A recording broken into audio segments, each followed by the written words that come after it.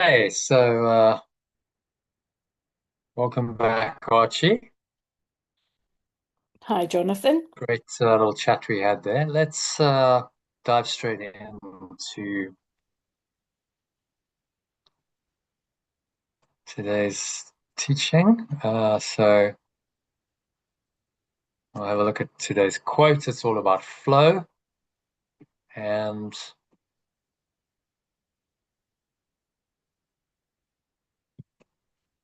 it'll lead us nicely into our lesson, which is along those lines. It's all about today's lesson's all about who you really are. And we'll explore the connection between who you really are and state of flow. Okay, so I'm going to share my screen.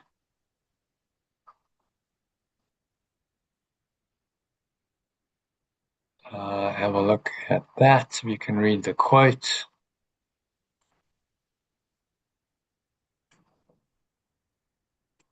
To kick it off for us, Mhm. from Mihaly Csikszentmihalyi, who is the uh, founder of the word flow. He coined the word flow Mm. and brought it into modern psychological terminology. It's actually a very ancient concept, as we'll discuss, but he called it flow, and so that's what modern psychology calls it. Mm. So, flow means being completely involved in an activity for its own sake. The ego falls away, time flies, every action, movement, and thought follows inevitably from the previous one, like playing jazz. Yeah, an interesting analogy, the playing of jazz, Mm. because I mean you're probably familiar with Deborah. Deborah was actually a jazz singer, so I learned quite a lot Okay. about Yeah. jazz from her. Okay. And Yeah. you know it's very spontaneous form of Yes, music, isn't it? So there's it this is. this kind Yeah. of natural spontaneity and flow, and when it works and the musicians are all in sync, it's amazing, because it's not pre-scripted. They're just kind of Mm. improvising, and Yeah. uh, so that's why it's used that analogy of Mm. playing jazz.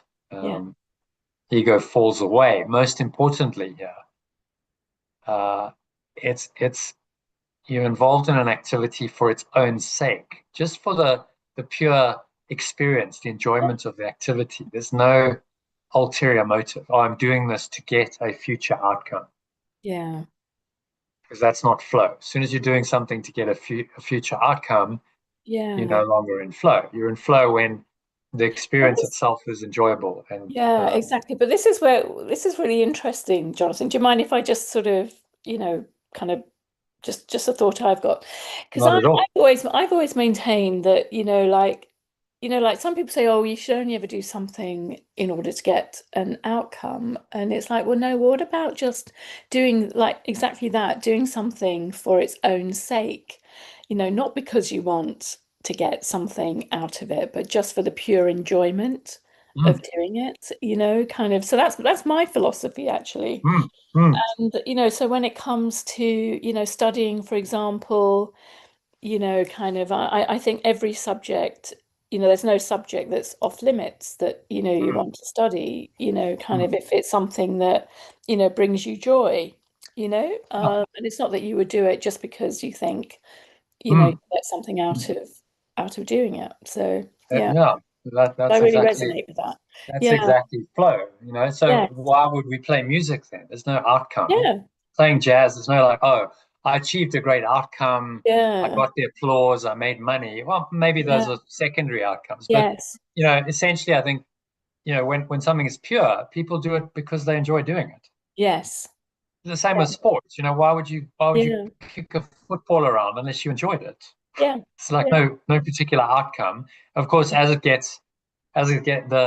activity gets formalized, and then it becomes a competition like the World Cup, and now the mm, outcome becomes very important, mm, winning or losing, mm, because there's financial implications and bonuses. But actually, in its purest state, When a Mm. kid goes down to the park and just kicks the ball around, it's just Mm. because they enjoy the process. They're Yeah. going because they like kicking a ball around with their friends, and the Yeah. activity itself is rewarding. Yeah. And that's really the essence of flow. And it's interesting when you see players in flow in these high level matches. I mean, the World Cup's on at the moment, so it's pertinent. Mm. When they're in flow, they're not concerned with the outcome. They're Mm. just playing. It just happens. Yeah. As soon as they get concerned with the outcome, you see it shift, and the Yeah. energy changes, Yeah. and they become more rigid, less flowing, and that's often where then the momentum shifts to the other team. The one that's more in flow Mm. at any point in time is going to be dominating. Mm. So fascinating to observe how that works, like in a competition like uh, like the World Cup. And the great ones, the absolute greats of any sport or any activity like jazz or anything you want to pick, they don't do it because of the outcome. Mm. They do it because they enjoy the process Yeah. itself. Yeah. Yeah. So someone like let's take a Messi, probably the one of the Mm. greatest footballers ever. Yeah. He enjoys the process itself. You can see. Why would you continue playing at 39? Yeah. Is it for the glory? Is it for the money? No, I don't think so. I think Mm. he just loves football. Yeah. Just like when he was a kid, and he gets to play it with his, now at the highest level possible. Mm. But he enjoys the process. When they were playing against France in the last World Cup final, Argentina conceded two late goals, and then they cut away in the breaks, and it was 2-0 to Argentina, and then it became 2-2 within about 10 minutes, and then it went to extra time, and they cut away at the end of that, and they showed Messi, and he was just smiling. It was not like, oh my God, we've blown it. We were Yeah. 10 minutes away from Yeah. winning. Like, all of that Mm. outcome, or that would have been depression and going out of flow based on an outcome attachment Mm. because they didn't win. He was just like smiling. He's like, okay, game on, like this is Yeah. what I came for. I Yeah. came I came to play, and now we've got a game finally, because for the first 80 minutes, France were not at the races. They were like nowhere.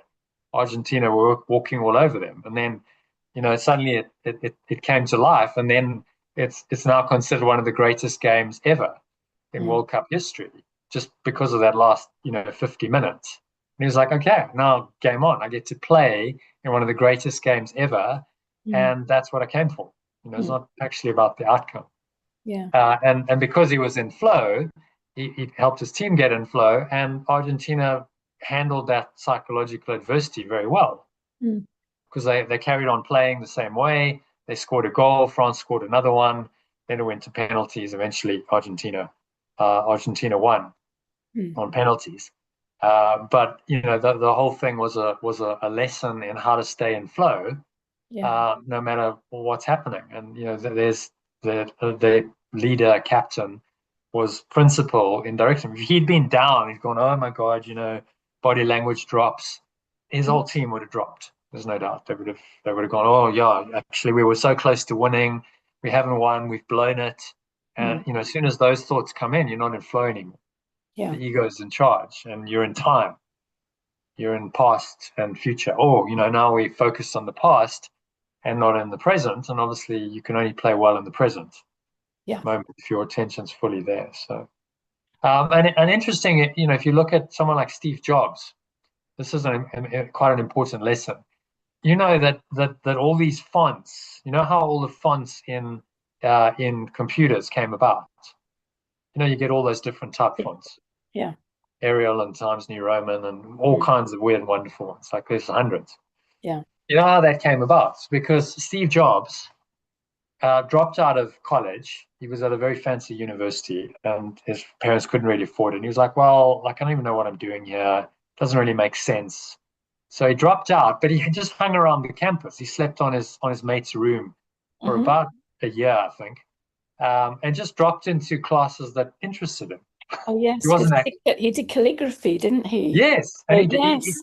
He loved Yeah. calligraphy. So I was like, oh, that's Yeah. interesting. I'll Yeah. just go and Yeah. drop in on the calligraphy classes. And, Yes. you know, Yeah. he said, I didn't know why I did it. It was just fascinating to me. And I really Mm. enjoyed it Mm. because there was something beautiful and poetic and artistic Yeah. about it, which obviously appealed to that side of his nature.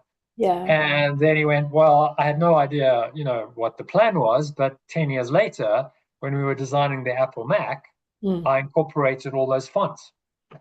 And then Windows copied it. Yeah. And so you get all these, amazing fonts because one man decided to just go, I've got no outcome. I'm not Yeah. studying, it's just interesting. I just like it. I enjoy it. So I'm going to go to the classes and learn Yeah. for the sake of learning.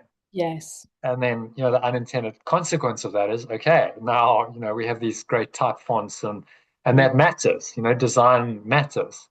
So it just shows you, as you said, like I never intended for that to be the case, but Mm. because I'd done that, just pursuing what I felt inspired to do rather than an outcome, Mm. the unintended consequence of it is something that has made things more beautiful in the world. Mm. We have different type fonts which Mm. can now, whereas maybe those would never existed. There would have been like one or two or a handful. Yeah. But he brought all of that in. Mm. So, there again, unintended consequence of the flow principle is, yeah, we've got all these great type fonts in PCs. Now, you wouldn't think that, but when you connect the dots, it Mm. starts, these starts sort of things start to make sense. And Steve Jobs he'd been to India. I'm not sure he'd been to India at that point, but he was very into the Eastern teachings Mm. and so on. And Yes. he ended up spending about 7 months in India. I'm not sure at what point. I think he might have gone and then he came back. But it was around that time when he was sort of studying and went to India and learned some of these principles, which are very ancient. It goes back thousands of years. It's in Hindu tradition. It's in Daoism, Mm. probably most famously in Daoism, because Laozi, the great Chinese sage Mm. who lived 25 centuries ago, based his philosophy, which is now called Daoism, Mm. principally on the idea of the flow of life Mm. that shouldn't be resisted, but rather surrendered to. Yeah. Everyone wants to experience happiness and peace. So Daoism is really saying it's not about the outcome. It's not about pushing and stressing and straining and Mm. striving to get an outcome. It's about letting go of all that and just surrendering to the process and the flow and Mm. what feels natural, what feels good. Go with that. Mm. It shouldn't really be rocket science. We go, well, like surely just stating the obvious Mm. and stating what should be common sense. But it certainly isn't common sense. And 100 years ago, it absolutely wasn't common sense. The likes of Carl Jung got hold of the Tao Te Ching when Mm. it was first translated and went, whoa, this is a complete mind shift Mm. from Western thought and philosophy. And he spent the rest of his life trying to integrate that into his understanding and into his theories and into his teaching. Mm. And no doubt it had an impact because, in my view, he's the most enlightened psychiatrist, psychologist ever. And it's Yeah. because he's integrated some of this Eastern wisdom Yes. into the teachings. So this flow of life is called Wu Wei in Taoism. Uh, he wrote the Tao Te Ching in that state. I don't know if you've ever read the Tao Te Ching, but it's a I beautiful book. Yes, You I read have it? it. I've Yeah, actually got a copy of it yeah, here. beautiful book. Just Yeah. like so, poetic. Just Yeah. like it's written in the state of consciousness that it's talking Mm. about. You can tell. Mm.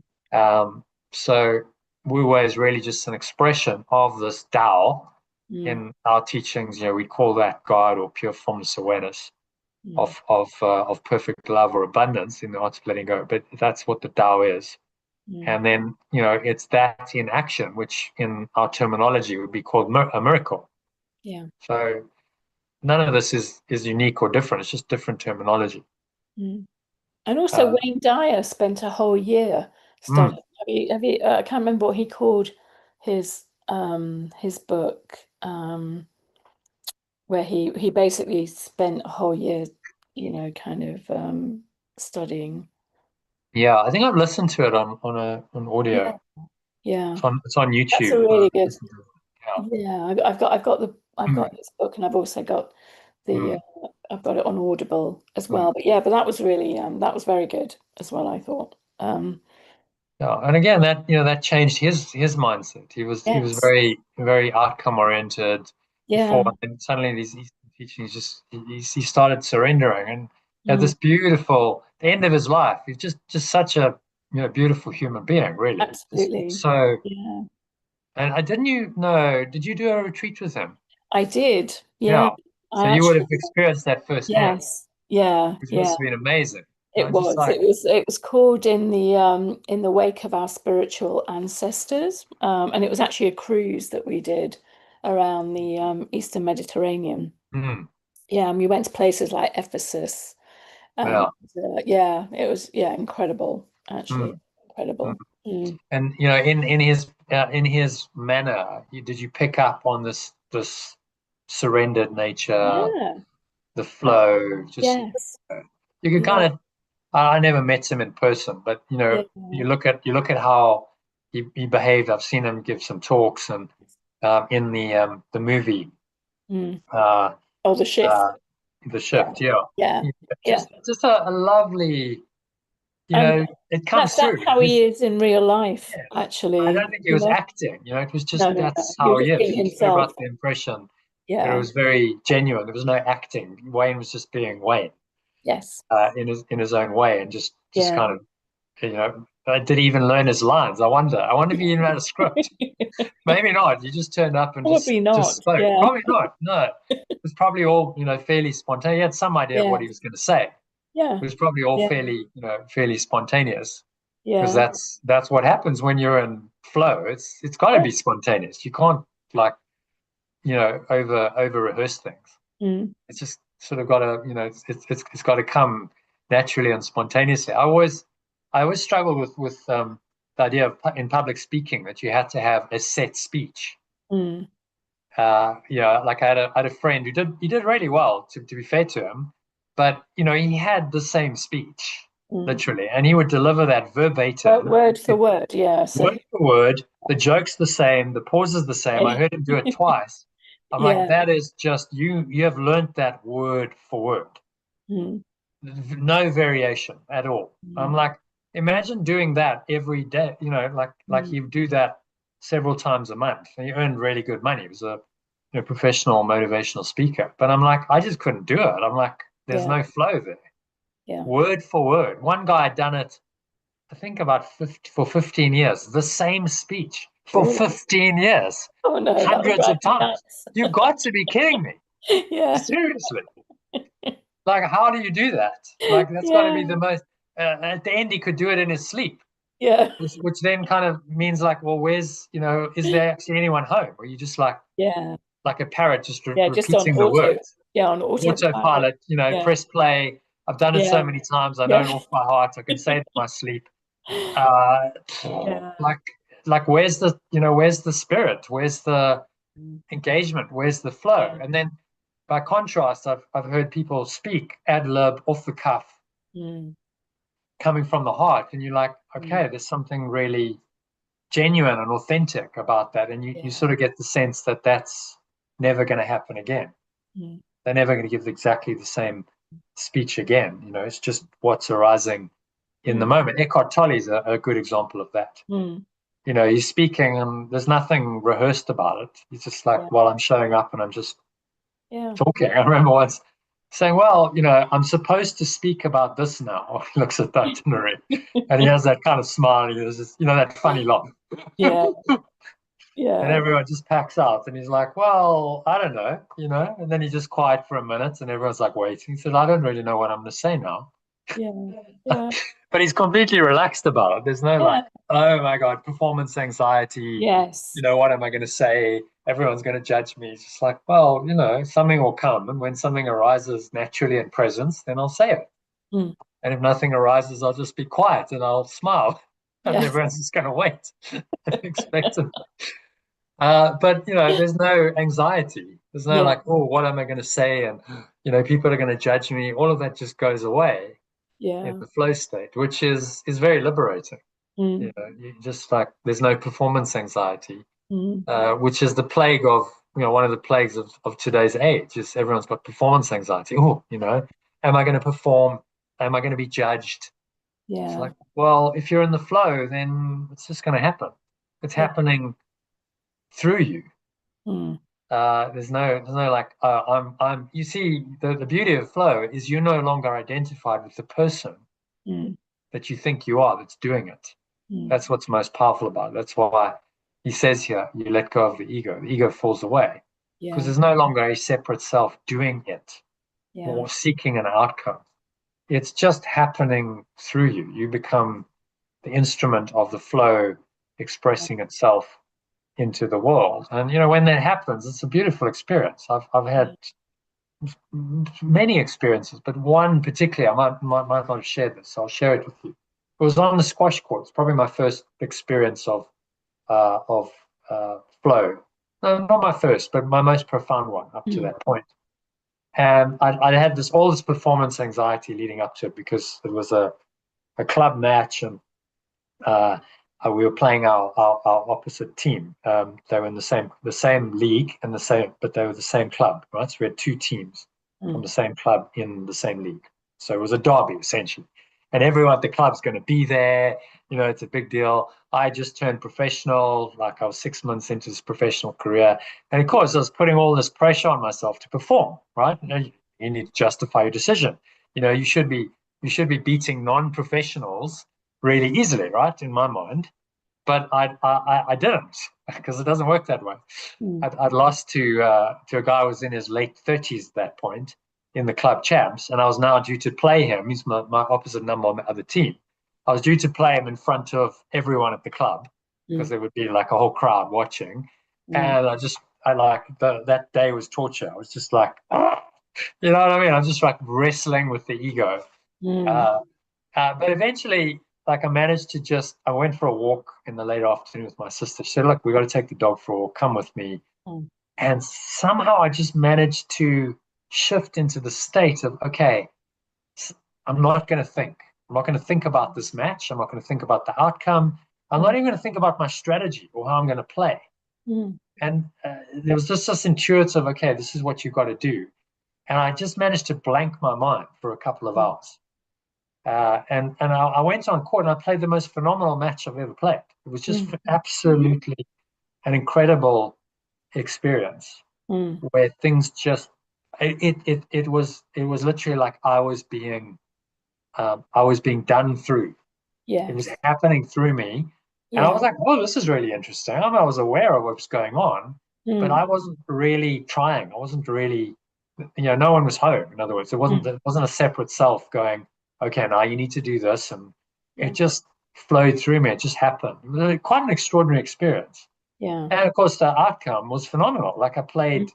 I played the best squash I've probably ever played in my life, Yeah. and I turned the result around. The guy from having beaten me quite easily. I think he beat Mm. me 3-love in the club champs.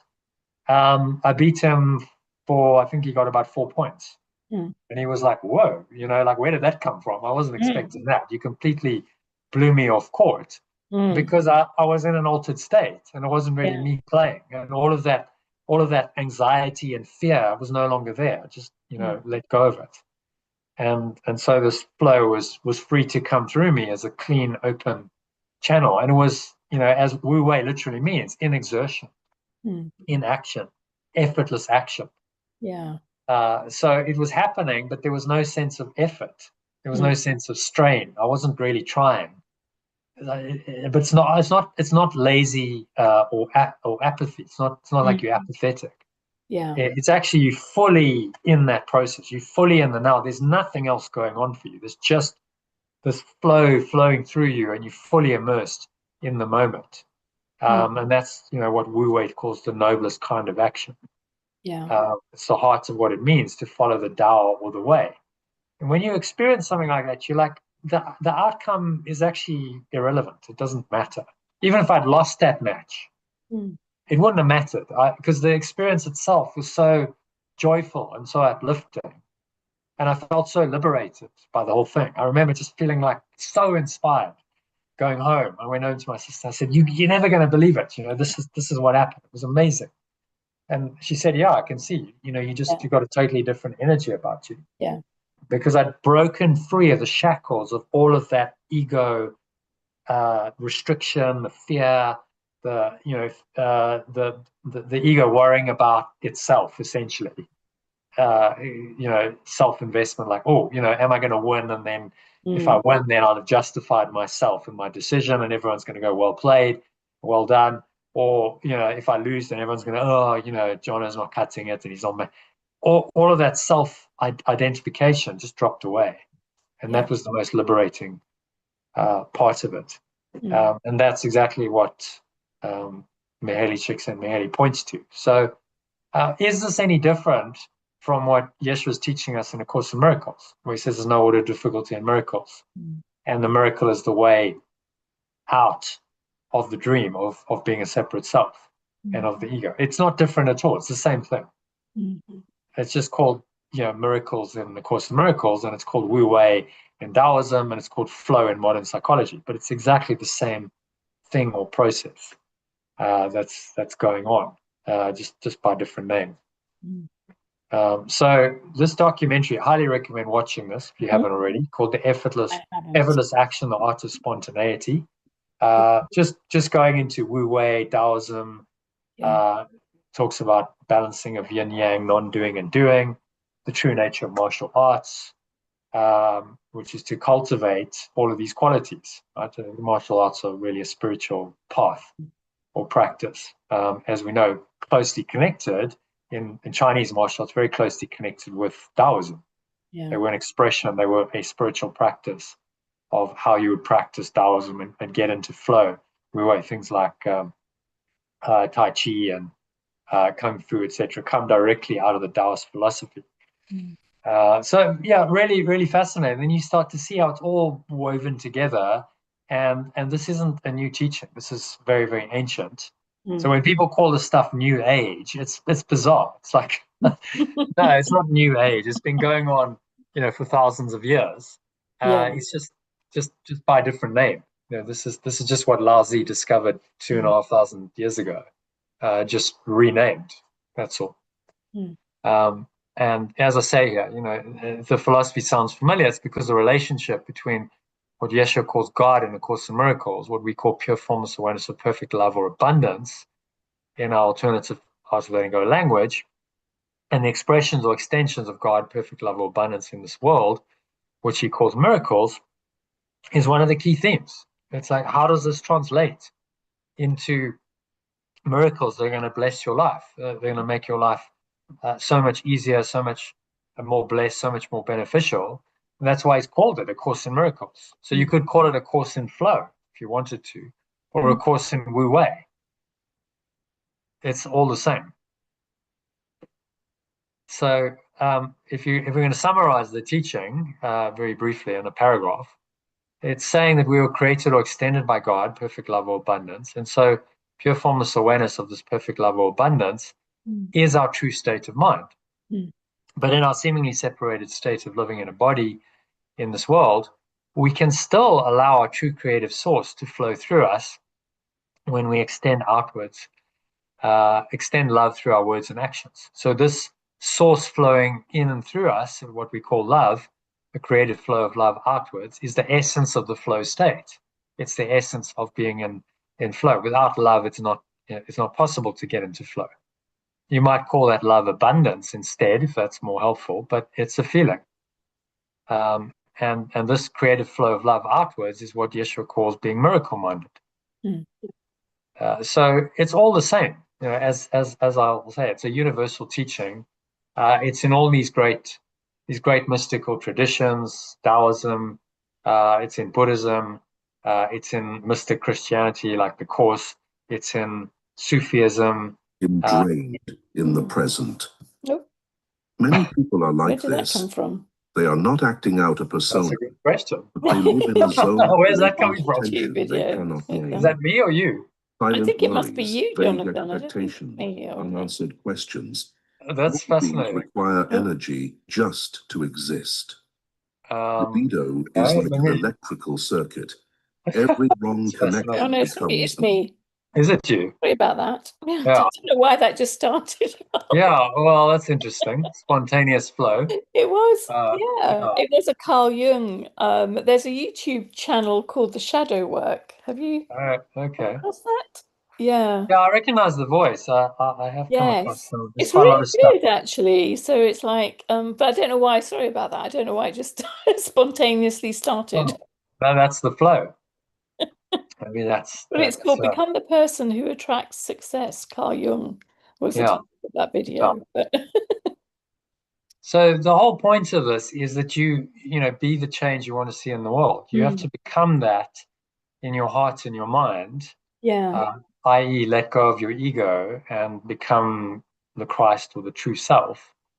And then flow comes naturally from you. You live your life in flow because there's really no other way to live. Once you're in that state of mind, then flow comes completely naturally, and it feels completely natural and good because it's how our source expresses through us, and it reconnects us with our source. The more we're in flow, the more connected we feel with our source and our true self, which is an extension of that source, which prepares us, leads us really nicely into today's mind training lesson, which is all about that connection. You know, who are you really? And then how you show up in the world and your experience in the world comes from who you really are. That's the miracle. So, you know, I've been through all of this just because I think it's important to emphasize that these teachings are not unique to the course. These teachings are very old. They're in different traditions. In this case, we focused in on Daoism, but you could find this in any authentic spiritual tradition. You will find a version of this, just called by another name. Daoism focused particularly on the flow. The whole teaching was really about the flow, but then the Tao sits behind the flow. Right? So the Tao is the being, and the self that then leads to the flow, which is the being in action, which is then the miracle in our terminology. So 6 of one, half a dozen of another. It's all the same thing, really. So when people get, you know, dogmatic about it and say, oh, you know, the course is somehow different, and you know, you're not being pure to the course if you go into something like Taoism or Buddhism. That is BS. I'm sorry. It's just that shows a lack of understanding of the course and of these other traditions of what they're really saying, because it's actually all the same with very minor variations and differences, mostly language related. It's coming from the same place. The Tao is God. Wu Wei is the miracle. And so you're like, well, actually, Laozi was just teaching what Jesus was teaching, what the Buddha was teaching, but they did it in their culture, in their time, in a way that worked for that context. So it's obviously there are going to be some variations, but those variations are really on the surface. Those are minor. They shouldn't be used to create undue separation. Yeah.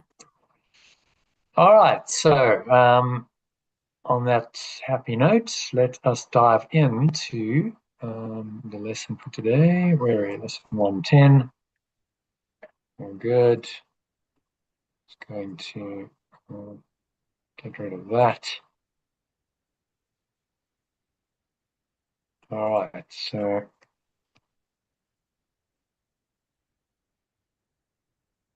I will read one part. You read the other. Which one do you want? Original or alternative? I don't mind. You choose. Okay, I'll read the original. You read the alternative. I think I prefer the alternative, so probably you will prefer as well. I am as God created me. Is the key idea. Yeah, I am as perfect love or abundance extends me. Yeah, so a couple of important changes there. God becomes perfect love. I am as, and then instead of created, which is past tense, implies that at some point you didn't exist, and now you do exist. This is saying, no, actually, you are extending from this perfect love, in the moment. Mm. So I am as perfect love or abundance extends me, puts it very much into the present, right now, rather than I am as God created me sometime in the past, perpetuates an illusion that at some point I didn't exist and then God created me. That's what it tends to, which is the sort of traditional religious understanding. We didn't always exist. God brought us into creation. But obviously that contradicts the idea that we're eternal beings. Because if you're eternal, then there was never a time that you didn't exist. So contradiction. Again, another one of those subtle but profound contradictions that occurs in many religions. It's like we're eternal, but God created us, and there was a moment of creation. Well, hang on. And we wouldn't be eternal, right? There was a point where we came into creation, we didn't exist. Well, let's just overlook that because it's an uncomfortable question. So we, move swiftly on. But actually, it's an important question to answer. And that's why the language matters. Yeah. Perfect love extends me and always has extended me and always will extend me moment by moment by moment. I would have no existence if perfect love wasn't extending me right now. And that has always been the case. It's always been there. That gives me my fundamental being or awareness. And that was there before time was invented. And that still is there at the fundamental level, completely unchanged. Nothing's really changed that at all. Everything that's happened in time has made no change to that fundamental awareness at all. That's the pure non-dual teaching, which is expressed quite nicely in this. I am as perfect love or abundance extends me right now. And so it brings you very much into the present moment rather than I am as God created me. You've got time coming in there because of the past tense of created me, and the idea that at some point we didn't exist and now then God created us and apparently we do. So the alternative just removes all that, brings you into the present moment, and hopefully into a more direct experience of what the words are pointing you to. That's the point. The words themselves are meaningless, but the experience that they give you is not. So that's the only reason why we do the translations is to facilitate a deeper, richer experience. Okay, so having said that, I am as God created me. If you can read that slide kindly. Truly believing this requires a journey, one that involves understanding, practice, experience, and demonstration. It doesn't happen overnight. Yeah. So there's a process to this, which I like. Yes, it doesn't happen overnight. It's consistent, a consistent process, consistent action is required in order to facilitate this. Just looking at demonstration. What is that? I'm sure that's not an error. It's like I think that's a mistake in the slide. I've just noticed that. Like, okay. Never mind. We'll fix that on the next iteration of the program. All right. So, and then carry on with the stuff below it. Yeah. But once you believe this idea fully, not just in theory, but on a deep emotional level, untold blessings become yours and the world's through you. Here is a partial list of benefits mentioned in this lesson. Complete correction of your mind, perfect vision, healing of your past, acceptance of the present, freeing of your future, escape from time and changes wrought by time, replacement of sickness with health, replacement of death with life, replacement of fear with love, giving all of these gifts to the world. Yeah, which is quite a extensive list, really. Yes. So this is what this will do for you. Yeah. If you really embrace it. So if we're not motivated by that, then nothing's really going to motivate us. All these things are very powerful shift changes brought about by a simple idea. And this is not a complicated idea, is it? I am as God created me.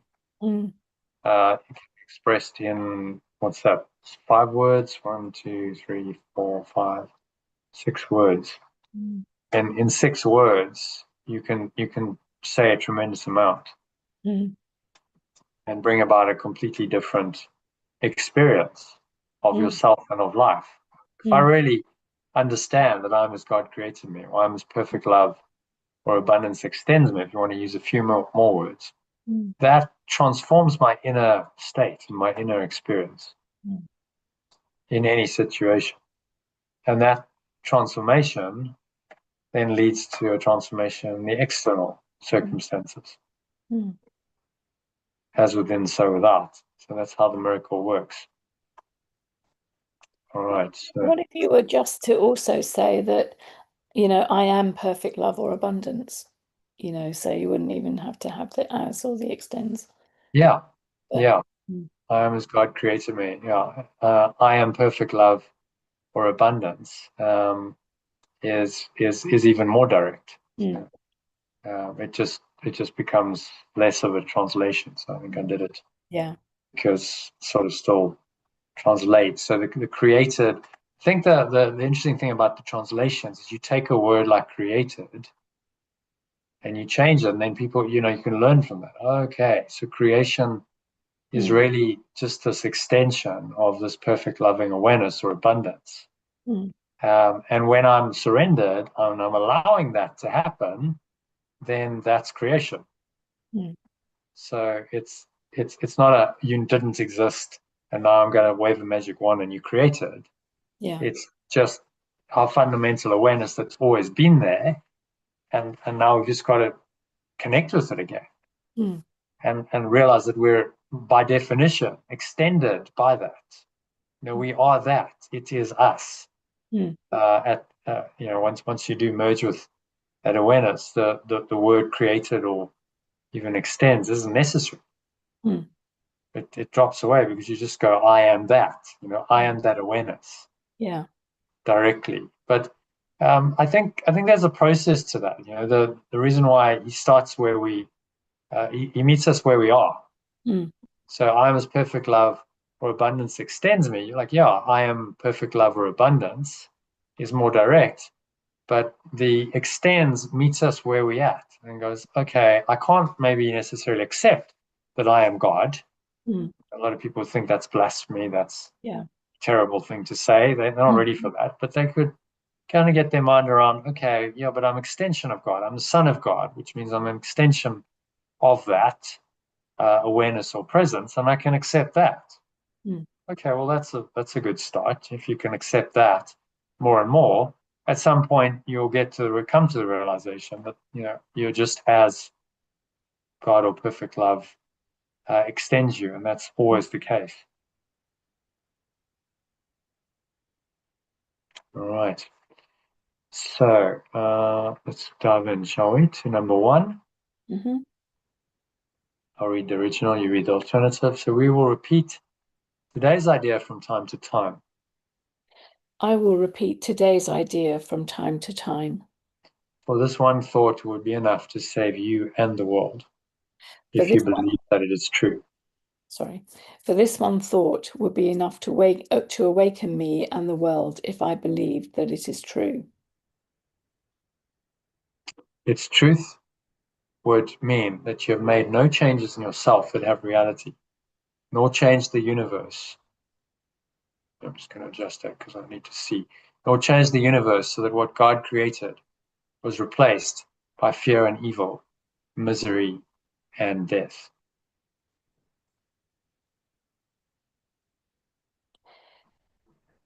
Its truth or abundance would mean that I have made no changes to myself that have reality. Let me read that again.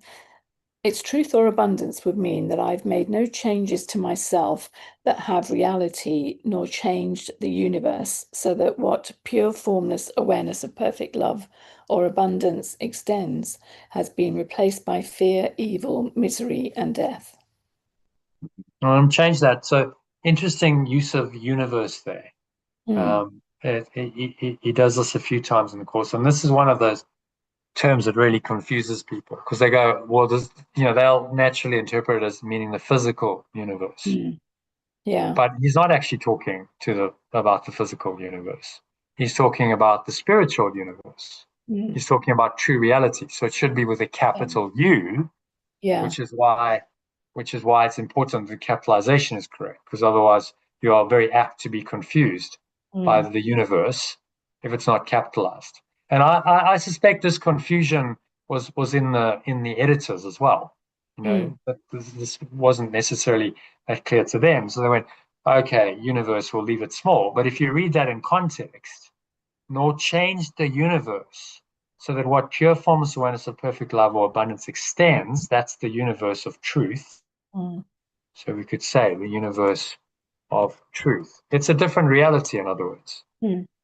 True reality rather than false reality. Yeah. So actually, that hasn't been replaced by fear, evil, misery, and death. So the false universe with a capital U simply doesn't exist. Only the universe of truth exists, and only that ever has existed.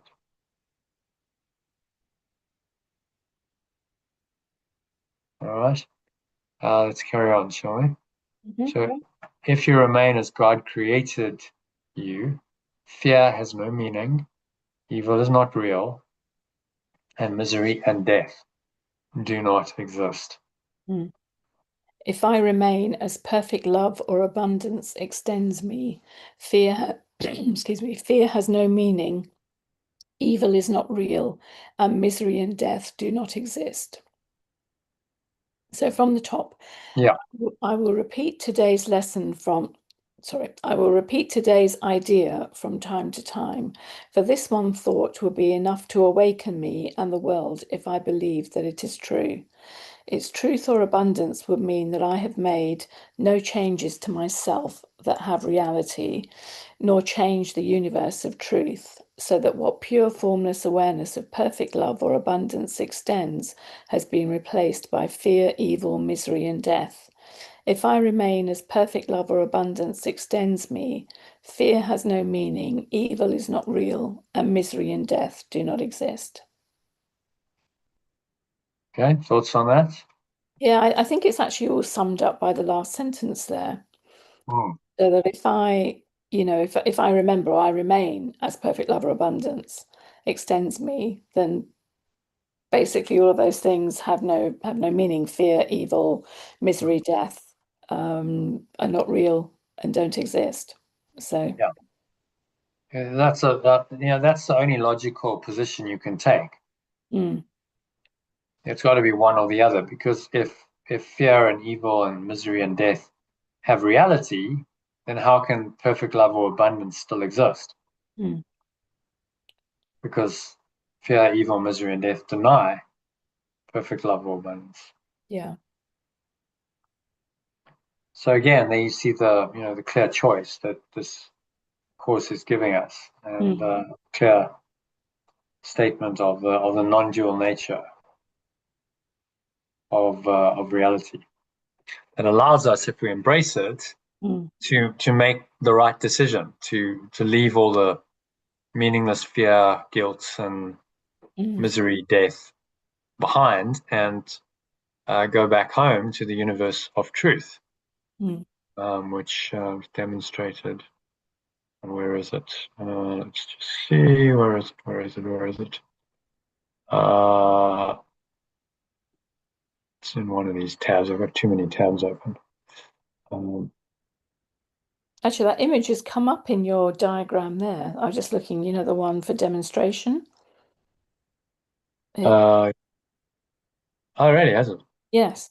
Yeah. It's showing the two hands with the like giving and receiving of love. Right. That's interesting. Yeah. Yeah. Yeah. So that's on the that's as it came through, but then yeah, weird. In here, maybe it's another version of it. In here, it's not there. Yeah, maybe just try copying and pasting that. Yeah, maybe it's another version of it. Yeah. Well spotted.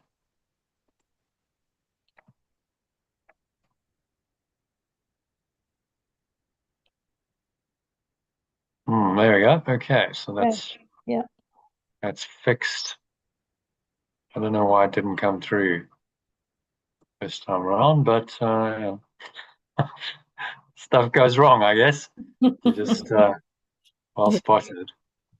And every area I'm like, oh, okay, it's finished. And then I'm like, no, there's still mistakes, errors, things creep in. You're like, I suppose there's a lot of content in this, isn't it? Ideally, what I'd like to do is get all of these redone by AI, and smartened up and use alternative language as well, rather than the traditional course language. But that is a lot of work. Yeah. So maybe next year. I need to focus on getting other things going, but maybe next year. And there's also images for the text as well, which I haven't even got around to. Like, I'm just like, oh my goodness, inserting all of that, rearranging each one. It's a lot of work. I might need to outsource that to someone. If you want any help with that, Jonathan, I'd be happy to sort of help you with that. Like, next year if you need, any help with that. So. Well, I mean, it's current. So as I do these things. So for instance, in the text, let's find today's text. There are a number of images similar to the workbook. Yeah. But to find them, insert them all in, arrange them so that the spacing is right. I'm just like, I just don't have the time. So it's just got to be plain text. So if you want to do that, by all means. Would you? Okay. Maybe not sort of this year, but certainly, or towards the end of the year, perhaps. Early next year. Yeah, I'd be happy to. Let me know when you want to, because I need someone with an eye for detail. And it's really funny because I used to have a bit of a reputation at work. Anyone who wanted anything proofread would always send it my way. I can tell. You pick stuff up and you go, okay. I do notice. Yeah, I do notice. There's a mistake, or which is exactly what you want in an editor, because it's you want to pick up the errors and fix them, and then like arranging it nicely so that it's formatted nicely, and so on. You really want to take it. I can do all of that kind of stuff. And if you really want to take it to another level, you take the formatted document, you stick it into AI and say, okay, make it beautiful, and design it so that it looks really, like this is just a Word document, which it does the job, but it's nothing fancy. So each one of these could become its own little ebook, like with images, and it's like a lesson, and you can read it, and there's images, and that's the idea with the multimedia. Because I don't know if you've picked up, but in the beginning, there's always there's a summary of it, there's a discussion, usually there's David Hoffmeister talking, reading it. So the whole thing becomes, like a proper, you can study this, you can spend time on it, you can get it in different versions, you can get it in audio, you can get it in a discussion with video, you can get it, graphically with the images, which, hopefully means that it's much more impactful. Well, thanks for that, Archie. Whenever you're ready, just let me know. No, I'll be happy. I've got all the images, I've got all the documents. It's just about say, okay, there's all the images, there's the documents, and go ahead and put the images into documents. The trick really is to do it so it's appropriate, so that when that image is being discussed in the text, then you stick in the document. Then you stick in the image into that section of the text. Which makes it you got to do a bit more work, but what it will make you do is read the content and understand it. It's one of the best ways of studying it. So if I think of the hundreds or thousands of hours I've spent on this, it's like osmosis. You absorb the teachings because you're just spending so much time reading the stuff, editing it. Becomes a second language, and it's just like you become completely au fait and familiar with it. Whereas when you start with a the text, it's like, whoa, this is like a foreign language. It's just I've noticed a difference, Jonathan, from when I first started, in April with the 6-week course, to now. Yeah. I have to say that back then I really did find the language very, very, very difficult. But now I'm just becoming more familiar with it, sort of. But in the beginning, I was really, really struggling. Well, it is like learning another language. It I mean, is. it's English, but it's not the kind of English you used to. No. The way he uses the English is not a normal way of writing or speaking. And I suppose there's a reason for that, because he's making you really pay attention. Exactly. Really, It does make you think. concentrate and work a bit at this and study it. And then if you've got the translations as well, then there's also that to engage you. To go, okay, so what does he really mean? Let's read the translation, the alternative version, and usually that's going to shed some light if you've got any questions. And if you want to go deeper, then listen to the audio. If we've done a discussion on it, then we would have probably discussed that. When it comes up, so you can really go pretty deep into the text. And again, that's something that many other courses and teachings, they don't really have that depth. Many of them actually completely ignore the text. It's not, they might quote from it, but there's no real focus on it. So my idea really with this program is 1 year we focus on the workbook, and the next we focus on the text. So this year we're doing workbook. Next year maybe you say, okay, we'll do more sessions on the text, because to fit it all into one session would take about 5 hours. So it's a long old session then. I've done it before. Some of the, if you look at some of the recordings of discussions, 4, 5, 6 hours. Oh wow! If you can get it all in, no, proper like marathon stuff. Which was really. I'm glad I did it, because I've got those recordings. But it's a long time for one person to stay. Often it would happen in shifts. So someone would do the first, someone else comes in and does the text, and I'd finish off with people who hadn't started the session. Anyway, that's very kind of you. Thank you, Archie. So whenever you feel like you're ready, no pressure. That'd be a pleasure. It's whenever you feel like it will you're also ready, allow me to practice AI skills as well.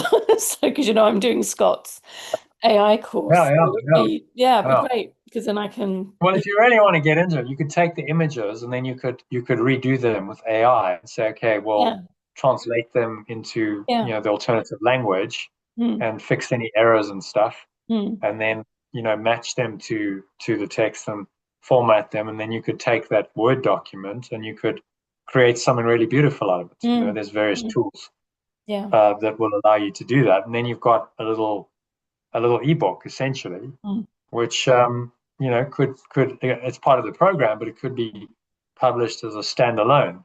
So okay, there's you want to know about what's today's about, how to make the decision for innocence.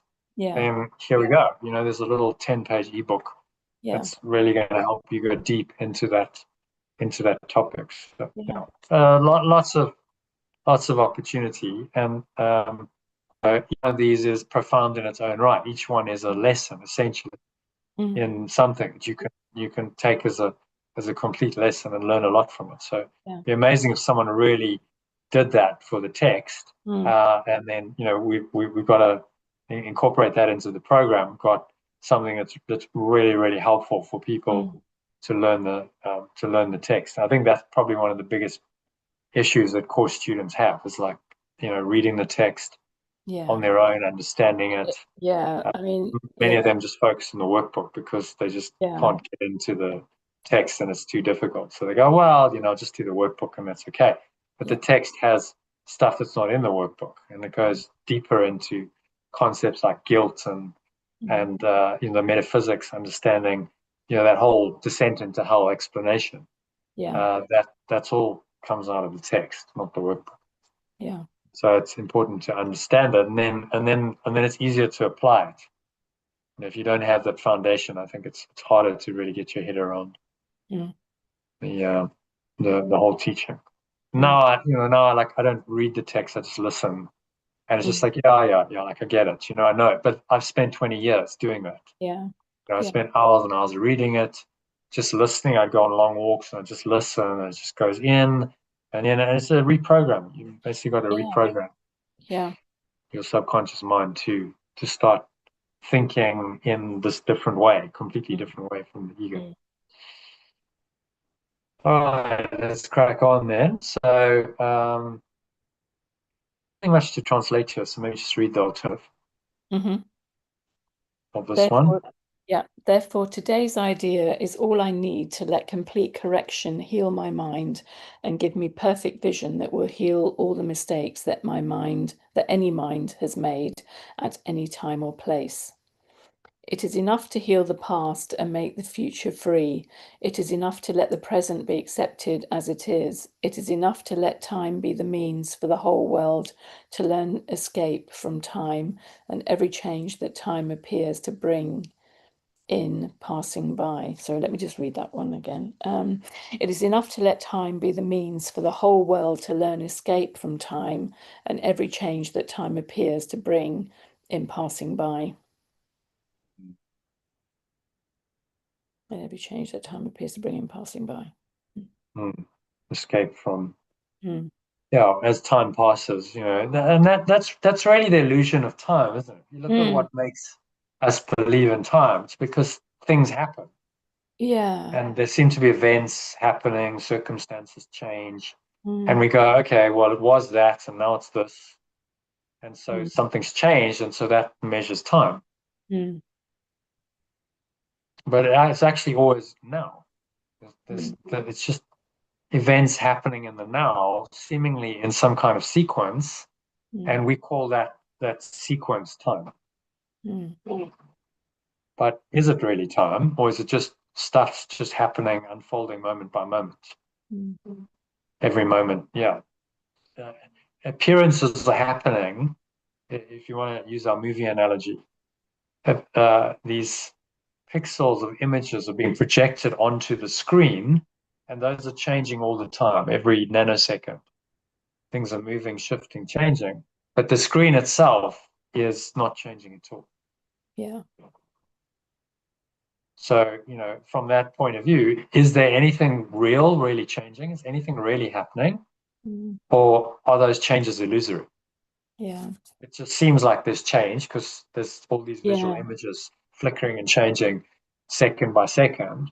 But actually, the permanent truth is that the screen is always there. And the light that is always there, right? The clear light that before it gets filtered into all these different images, it's also just there always. Yeah. So those flickering, changing images and the apparent passage of time that allows them, because they have to happen in sequence to apparently make sense. If they all happen at once, you wouldn't make sense of them. So it has to happen. Okay, now that's happening, and then the image changes, and we call that time. But is that real? Is that really time? Is that really anything real? Or is it just an illusion? And that's, the course is teaching us that it's just an illusion, and that nothing's really changing at all. So it means for the whole world to learn escape from time and every change that time appears to bring in passing by. So none of those images are real. None of those changes are real. Only that underlying reality, the screen onto which they projected, that they cover over, only that's real, and that doesn't change at all. But we have to really, work quite hard initially to remember that when we're bombarded with these changing images, moment by moment in this world. Everything's just seeming to change all the time. We've got to remember that none of those changes are true. And only the underlying reality that is changeless is true. Which is what he goes on to say here. So if you remain as God created you, appearances cannot replace the truth. Health cannot turn to sickness, nor can death be substitute for life or fear for love.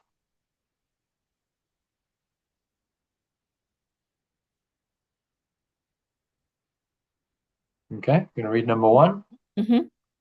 If I remain as perfect love or abundance extends me, appearances cannot replace the truth of abundance. Health cannot turn to sickness, nor can death be substitute for life or fear for love or abundance.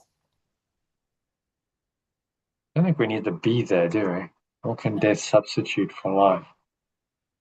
It's cleaner or simpler. Yeah. Cleaner without the be, I think. Yeah. Nor can death substitute for life or fear for love or abundance. Yeah. Okay, very simple statement of the truth there. All this has not occurred if you remain as God created you.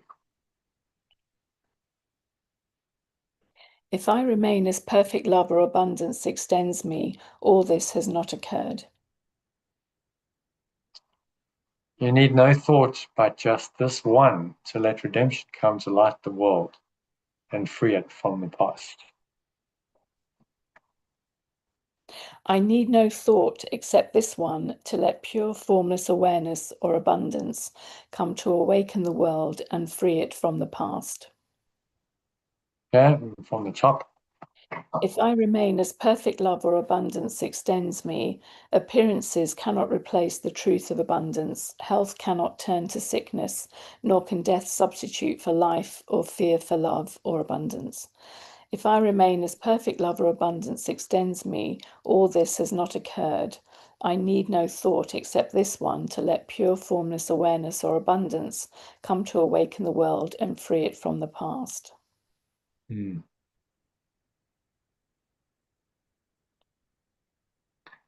Okay, thoughts on that? What's he saying there? Yeah. So again, if I think it's just kind of summed up in the first line there again. If I remain, as long as I remain as perfect love or abundance extends me, then basically there's no there's no sickness, death, fear. So all of those are just not real, where it says all this has not occurred, so it never happened. Yeah, because it's not real. Yeah, so that movie analogy is quite a useful one to remember. Okay, so I'm the screen. I remain rooted in my screen awareness. It doesn't change. It doesn't matter what images come and go and are projected onto the screen. They're not real. Only the screen is real. Yeah. So just don't get invested in the images. Yes, the images will carry on happening. As long as you're in this world, images are going to happen thick and fast. That's how the movie works. That's how the reality is constructed. But the truth underlying that is that the screen is unmoved.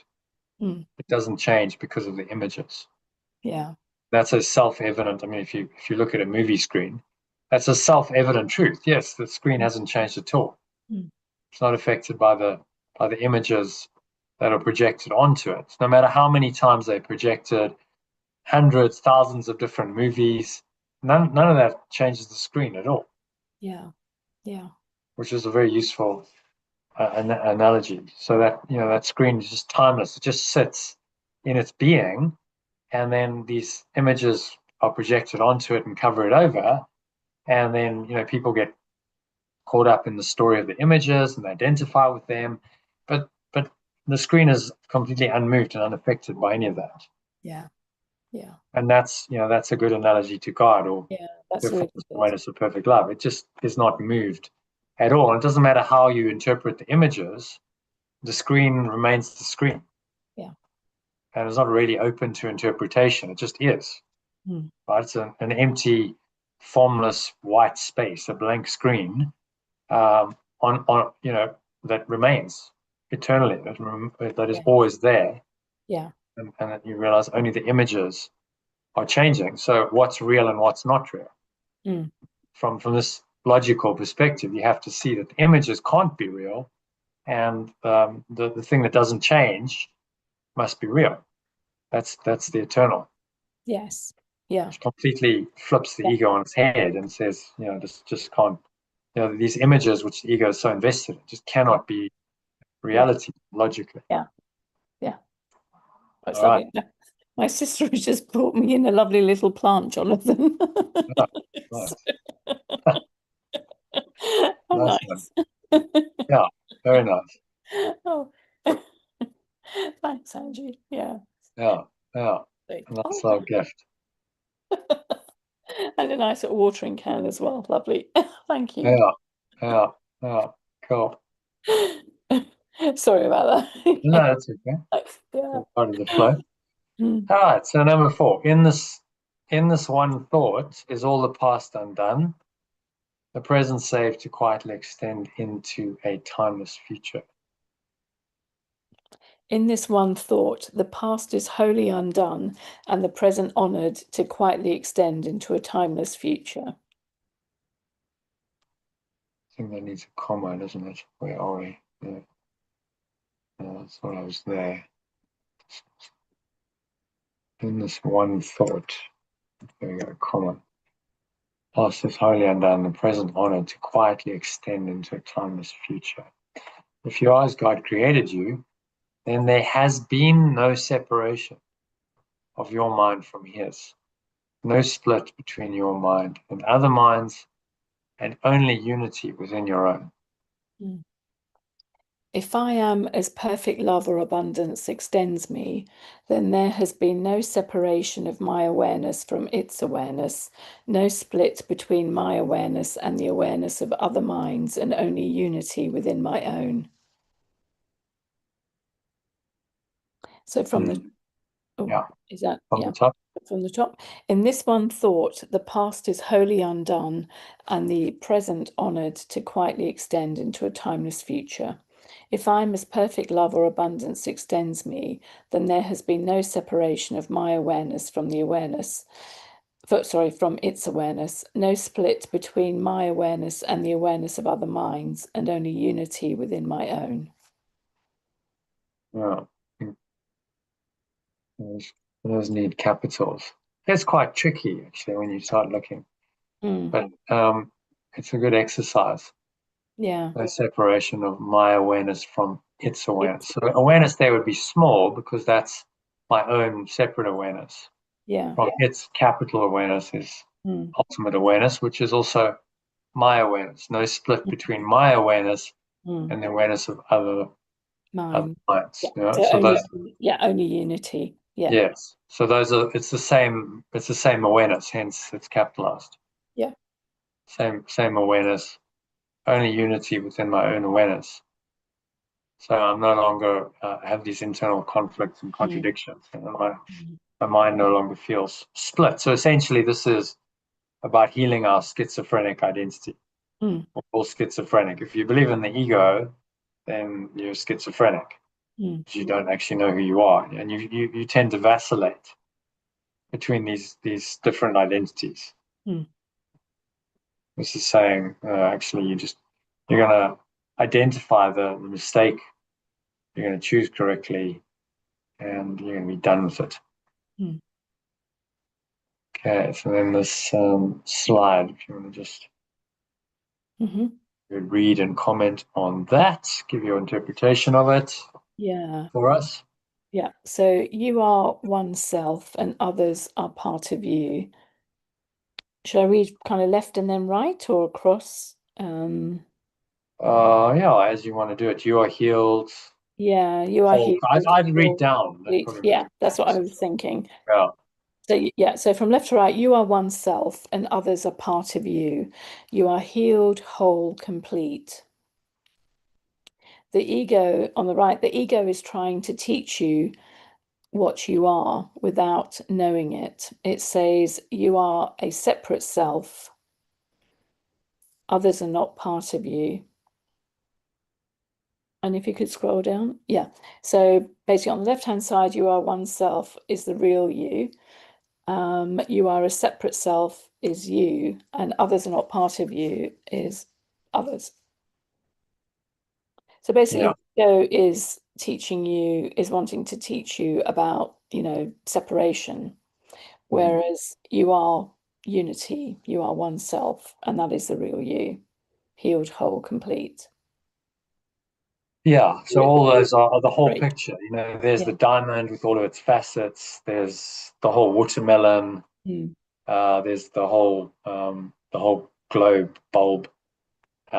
Whereas separation just separates out an aspect and says you are the separate self. You are that little facet of the whole, and that's your whole identity. Yeah. You are, just one slice of the watermelon, and that slice is separate from the whole watermelon. One piece of the jigsaw puzzle, which is ridiculous, really, because you look at these analogies, you're like, well, obviously each piece is important, but the most important thing about a jigsaw is getting the whole picture, right? It's not complete until you put all the pieces in. So one piece on its own is really pretty pointless and meaningless. Yeah. It only becomes meaningful when it fits into the whole jigsaw and unites to make this whole picture. All right. So after that, let's go to another image. You can read that. If you are as God created you, then there has been no separation of your mind from his, no split between your mind and other minds, and only unity within your own.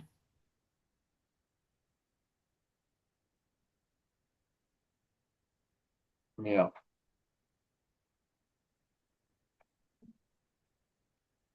So your mind seems to be split between love and hate.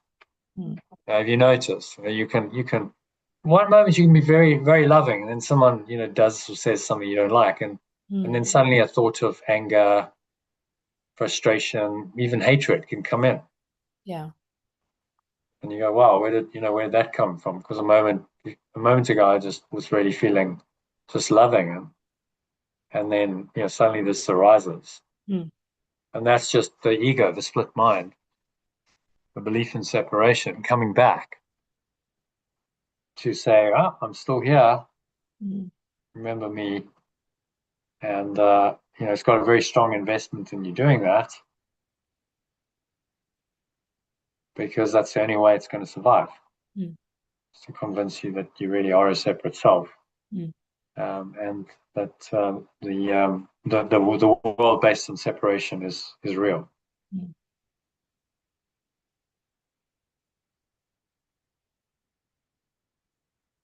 Okay. And all this has not occurred if you remain as God created you. Yeah. It's quite powerful. It simply denies, this one statement denies the entire reality of the world, of the physical universe. That's how powerful it is. So that's why the ego has such big resistance to these ideas, because one idea completely applied is enough to undo the entire dream of separation. Yeah. And the ego knows that, and it bets its life on the fact that you won't get that one idea. It's going to do all kinds of things to try and make you not get that. You just don't have the time. You get distracted. You fall asleep. Et cetera, et cetera. To try and make sure that you don't absorb this. You don't really get it. And of course, the Holy Spirit is like the coach in your corner saying, no, I'm going to help you to get this, whatever it takes. You have to get this. Yeah. Because this is the only way you're going to free your mind. It's the only way you're going to have any kind of happiness and peace and this joy, and ultimately how you're going to escape, which is the whole purpose of the dream.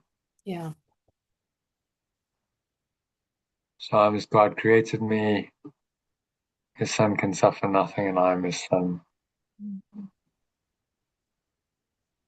Very, very well put.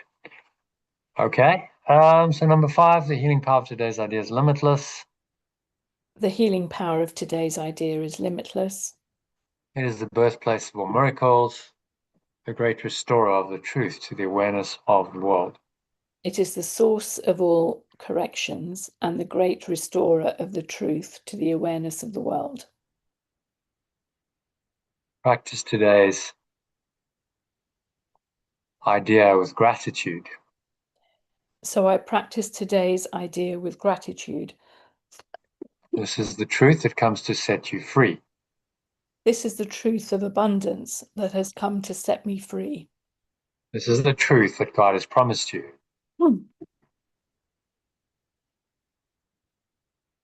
This is the truth that perfect love or abundance has promised me. This is the word in which all sorrow ends. This is the message in which all sadness ends. So from the top, the healing power of today's idea is limitless. It is the source of all corrections and the great restorer of the truth to the awareness of the world. So I practice today's idea with gratitude. This is the truth of abundance that has come to set me free. This is the truth that perfect love or abundance has promised me. This is the message in which all sadness ends. Yeah, so from the top. Oh, I've already read it from the top. Shall I read it? No, that's okay. Yeah, I've done that. Yeah, yeah. So basically, knowing this, that I am perfect love or abundance. I like that bit where it says it is the source of all corrections and the great restorer of the truth to the awareness of the world. So that to me sort of sums it up in there. So knowing that, that is the source of all corrections. Well, it's a game changer. I mean, what he's saying here is huge. It's enormous. Just in one idea, but it's one idea accepted, fully understood, accepted, embraced, and that's a lifetime's work to accept that I'm as God created me. To really understand what that means is your path, is your spiritual path. Know thyself. I'm as God created me. Okay, but what exactly does that mean? Does that mean a man in the sky breathed life into me, or is there something much deeper and more profound that it's referring to, which is the very essence of my being? Once you really get this, you're like, but that should have been common sense, right? Yeah. This is just the very essence of my own being, my own awareness, my own mind. It's what gives me any existence whatsoever, is this presence, this awareness. Surely that should be obvious, but it's not obvious, is it? In this world, it's obscured. It's covered over. Yeah. Right. So enlightened beings it's not actually very mystical. It's just they've come to the obvious realization and gone, yeah, well, obviously I must be what I am. My awareness must always have been there, and I've just got confused and forgotten that and lost that awareness temporarily in amongst a whole lot of other thoughts that really don't mean anything. Those other thoughts come from a false self-concept that doesn't even exist. Yeah. It's pretty mind-blowing stuff, really. So none of those thoughts mean anything.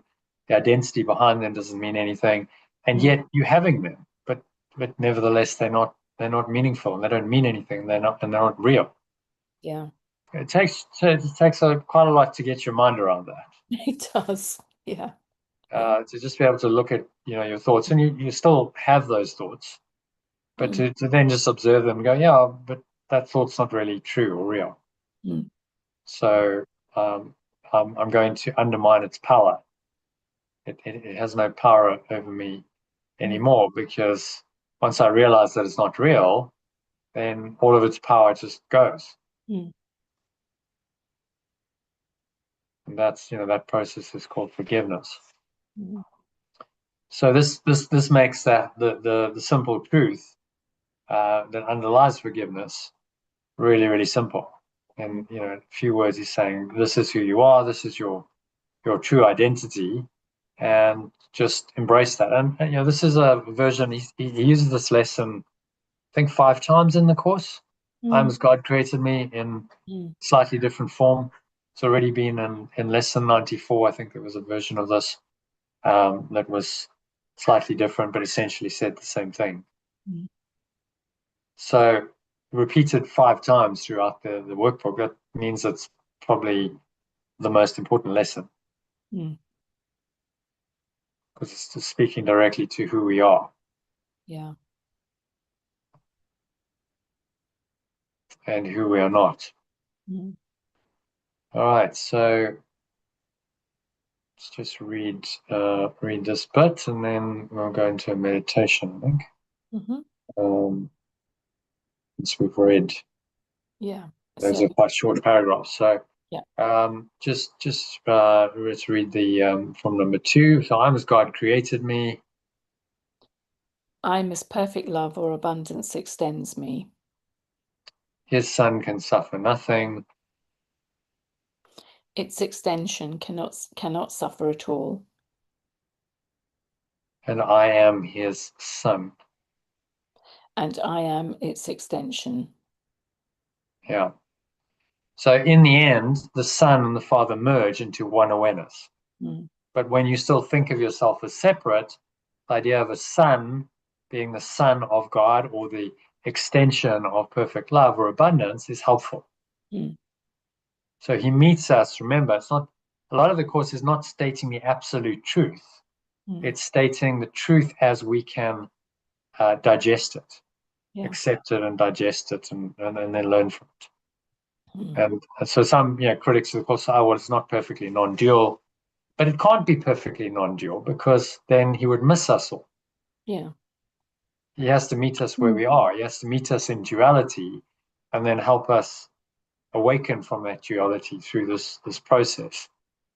So yes, he meets us where we are, and something like the extension of love or abundance, the Son of God, isn't actually true in absolute truth. In absolute truth, you just say God is, and then there's nothing else to say. But in our illusion, this is helpful to reconnect us with the source of perfect love or abundance in our own mind by framing it in this way. Okay, then with a statement firmly in your mind, try to discover in your mind the self who is the Holy Son of God. It's the Holy Son of God himself. Yeah. Then with this statement firmly in my awareness, I will try to discover the self that is the innocent extension of perfect love or abundance itself in my awareness.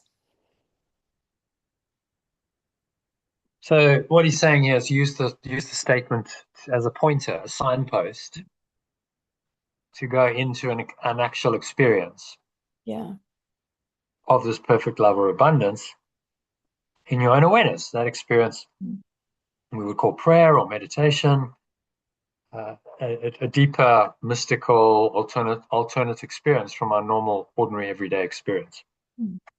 And very, very cleverly, the words just point us there.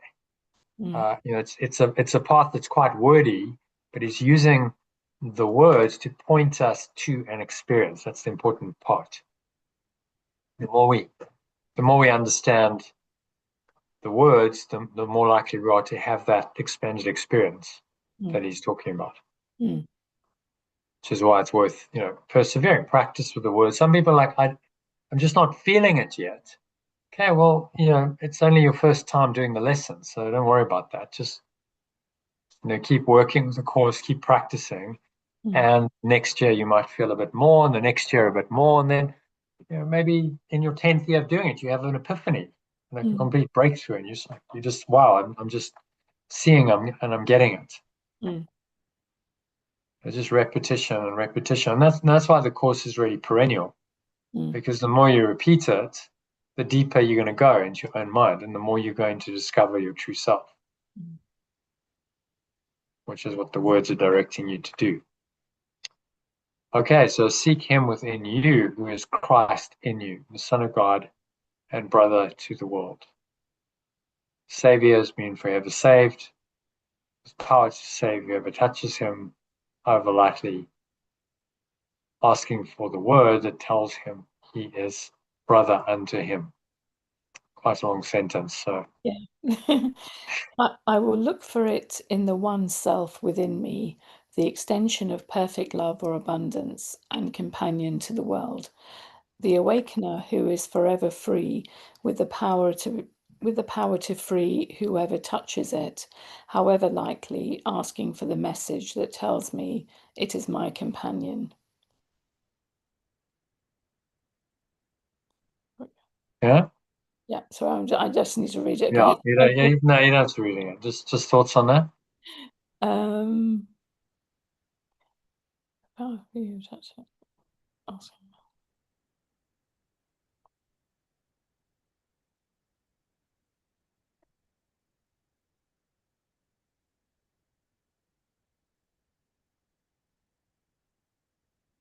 Yeah, I will look for it in the one self within me.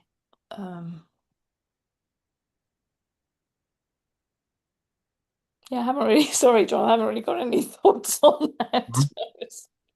Yeah. So I'll look within my own mind, I'll look within and I'll find it in my own mind, in my own higher self, which is my true self. It's nowhere else. It's not outside of me. It's within me, and it's always been there. That's the joke. They say in the Zen, one of the Zen sayings, "It's enlightenment's a joke." This is like you've forgotten your key, but it's been in your pocket all the time. Yeah. Yeah. You've forgotten who you are, but it's been there all the time. Yes. Actually, once you realize that and you awaken, you go, "Wow, my God, that's so obvious. Like, how could I have missed that?" Yeah. My whole life, it's been there all the time, and I've just overlooked it my entire life because I've been busy with other things. Yeah. The most important thing, literally right under my nose, in my own awareness, I've overlooked. Crazy. Like, how's that possible? But that's how the whole illusion sustains itself. Is that we can apparently forget that fundamental self or awareness that we are, pretend to be something else, and continue living in that illusion for years and years, for whole lifetimes. And the construct of the world, the body, all of that makes that seemingly possible. Which is why we come here, right? If you think you're separate and you want to believe you're separate, you're going to come to a place where you can play out that belief in separation and really get into that and really believe it. And that's exactly what we do. We come into the world determined to believe in separation, even though it's a lie. Crazy, but true. The more you look at it, some people really struggle with the radical nature of this and go, no, it can't be that. Just can't. It can't be. The whole thing can't be an illusion. But how do you know? Yeah. There's no objective proof that any of it's real. Your sense perceptions don't prove anything. They just prove that maybe it's a really good illusion designed to make you believe that the world is real. How do you know they're actually there? How do you know anything really is true? So it really rocks. The mind seeks stability in, well, if I can see it and feel it and touch it and taste it and smell it, then it must be there. This just completely obliterates that certainty and says, no, you absolutely can't say for sure that it's there. How do you know you're not being tricked? How do you know it's not just an experience that the ego has created in your mind that seems to be very real, but it's not. Just a virtual reality show. And interesting that technology has actually gone there now and gone, yes, actually we can replicate that. You can have a virtual reality experience, which isn't really true. It's not really happening. It just seems to be happening. You seem to be running down the street and things attacking you, but actually none of that's true. It's just this complete illusion. Your mind is being tricked. Yeah. So, this is saying, that this is actually the case. And it's very unequivocal. That's what I like about these teachings. He's not mincing his words and going, well, maybe you're a bit of this, and maybe he's saying very clearly and directly, you are this, you are as God created you, are as perfect love extends you. Yeah. And there is no alternative to that. So he's cutting away all the other options, which are egoic, saying there's only one sensible choice here. All right. So, number 9, you are as God created you. I am as perfect love or abundance extends me. Today, honor yourself. Today, I honor myself.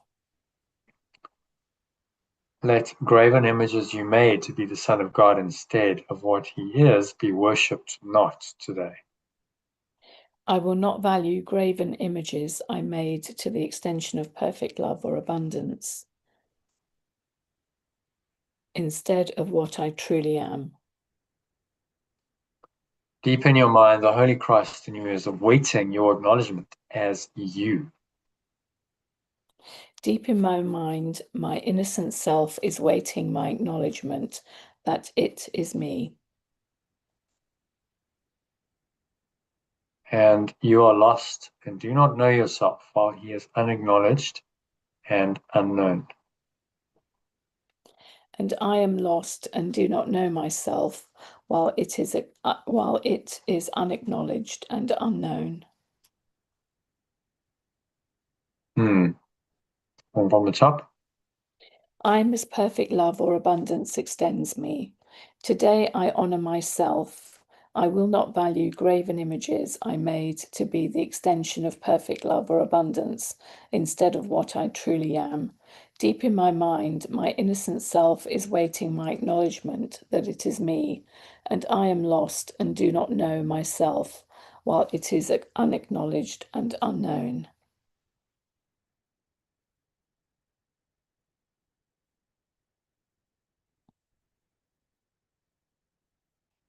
Yeah, so again, it's just emphasizing again about knowing who I truly am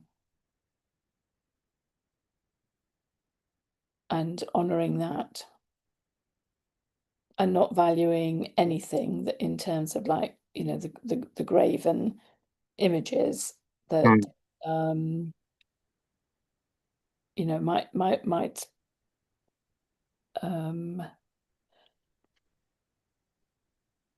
I'm just thinking about the word graven, particularly use that word. Yeah, it's an interesting Yeah. interesting word. It's typically associated with like the graven image of the calf in the Bible and that kind of stuff. But let's have a look, see at what it actually means. So there we go. I'm going to just check on new chat. Let's ask Copilot, what does graven in the context of graven images mean?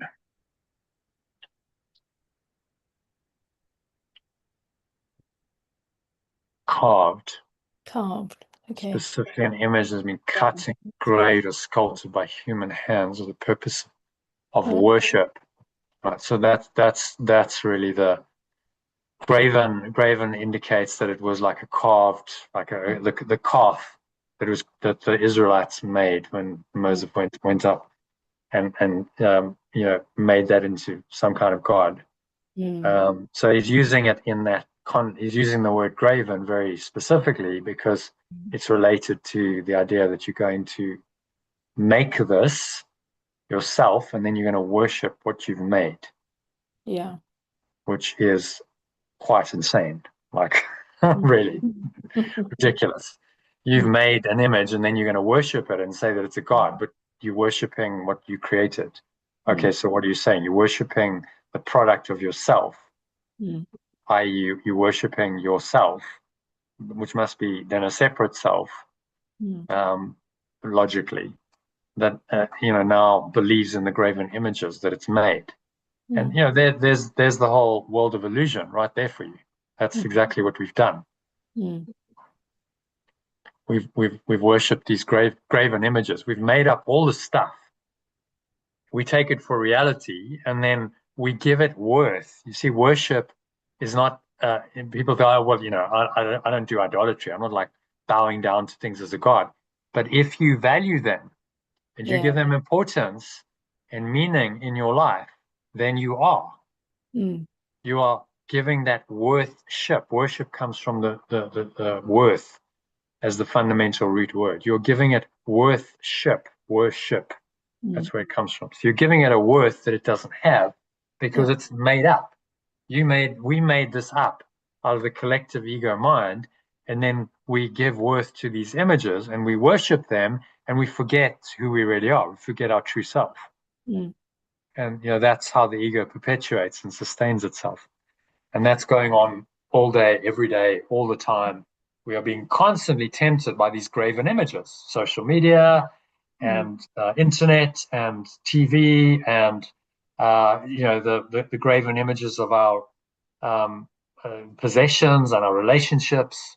And everything that's going on here is essentially a made-up story. It's a graven image, which we give value to and we worship it, and then we forget the essence of who we are, which is beyond that, which is just the screen onto which all the images are projected. Yeah. So how can the projection really be more real than the screen when the screen is eternal? And without the screen, there would be no movie, there would be no show, because you need the screen to project it onto. Yeah. So what's more important, the screen or the images that are coming and going and shifting and changing? Now, for most people, they're saying the images are more important. And they do that not consciously, but they do that by giving their time, their attention, and value, giving worship, in other words, to those images. And then they forget the underlying awareness that is the screen. They forget who they are, in other words, in all the graven images of the world. Very, very ingenious process. I mean, if you were going to create an illusion of a reality to convince people that they really were separate selves in bodies, separate from their source, you would create this illusion, wouldn't you? You'd do this because it's very convincing. Yeah. And that's exactly what the ego's done. That's why the world is set up the way it is, because it was designed to make us believe, a game of make-believe, that we were really separate from our source. We were really individuals, and that we really could forget our source and who we are and become something else.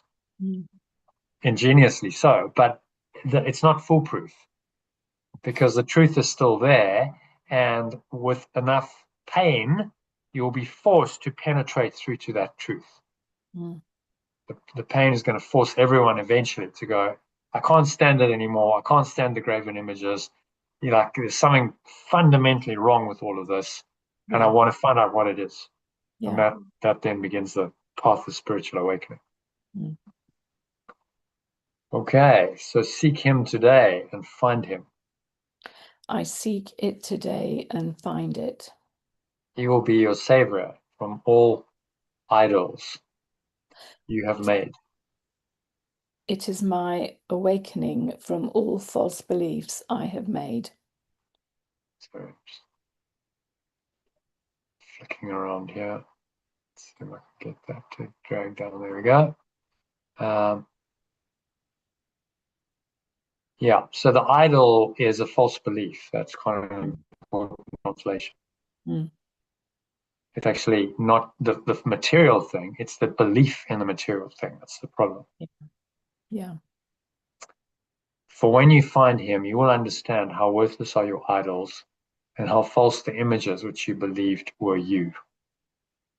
For when I find it, I will understand how worthless my false beliefs are and how false the images which I believed were me are. It's a better way of saying that. Understand how worthless my false beliefs are, how false the images which I believed were me are. Maybe false images are which I believed were me. That's better, isn't it? Yes. Yeah. The R at the end just kind of doesn't really work. Yeah. So today we make a great advance to truth by letting idols go and opening our hands and hearts and minds to God today.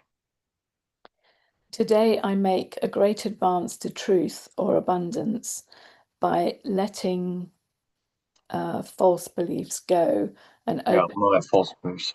By letting my false beliefs go and opening my hands, heart, and mind to perfect love or abundance. So from the top, I seek it today and find it. It is my awakening from all false beliefs I have made. For when I find it, I will understand how worthless my false beliefs are and how false the images are which I believed were me. Today I make a great advance to truth or abundance by letting my false beliefs go and opening my hands, heart, and mind to perfect love or abundance. Yeah, so yeah, when you make that. Yeah, so by letting go of, false beliefs, is how I know who I really am. Because the false beliefs just cover it over. That's the really important thing. You already are what you are. Your awareness is there. You're already that perfect true self. Yeah. To use the analogy of the David, you're already David. You're already the perfect the perfect self. But you just covered over with all this dross that's shouldn't be there. So that needs to be chipped away. Yeah. And taken away to reveal what you really are. Yeah. Yeah. And so the process, if you accept that conceptually, then the process of awakening becomes quite easy. Okay, well, then I just need to let go of what I'm not to reveal what I am. Yeah. Yeah. And so forgiveness or letting go becomes then your primary mechanism of doing that. If you don't accept that metaphysical truth, then you have to believe in the ego's lie that you are not quite okay as you are, and you've somehow got to fix that and improve that. Yeah. You've got to become something better than what you are. And there you have the great divide in the world of so-called transformation is between those two ideas. Yes. Personal growth says you're not quite good enough as you are, but never mind, I've got a great theory, technique, whatever practice that's going to help you fix yourself and become a better version of you. Yeah.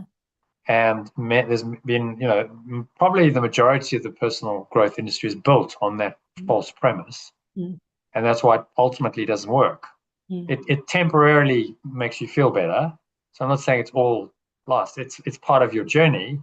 But at some point you're going to hit the limits of it and go, but when do I arrive? When do I perfect myself? When do I get to the end, the finish line?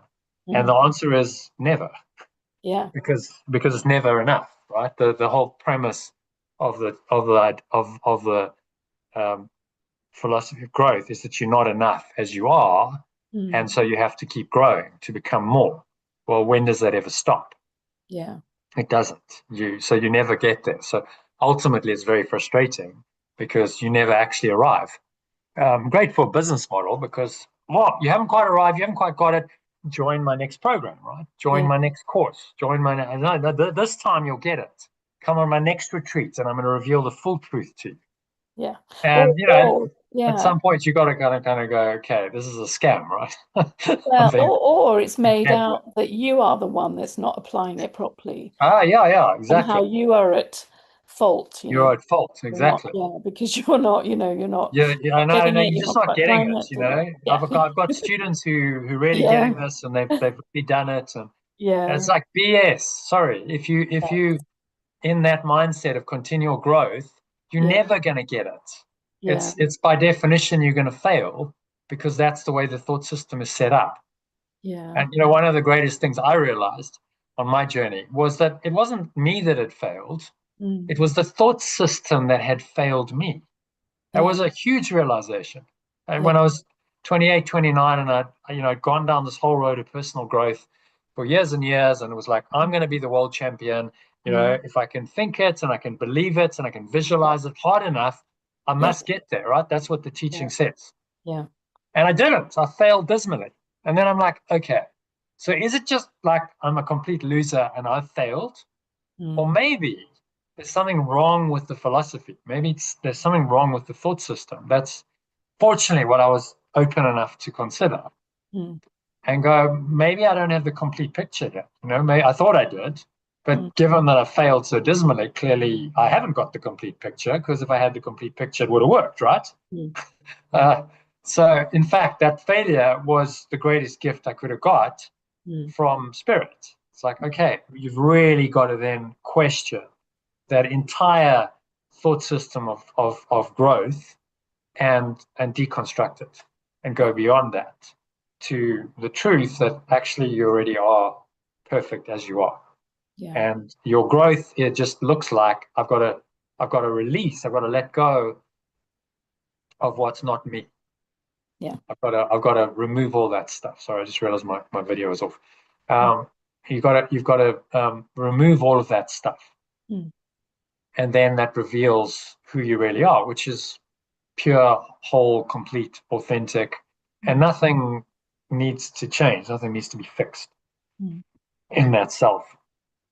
That's when you rest in God. When you know, like, I'm already, it's all good. I'm already whole, complete, and perfect.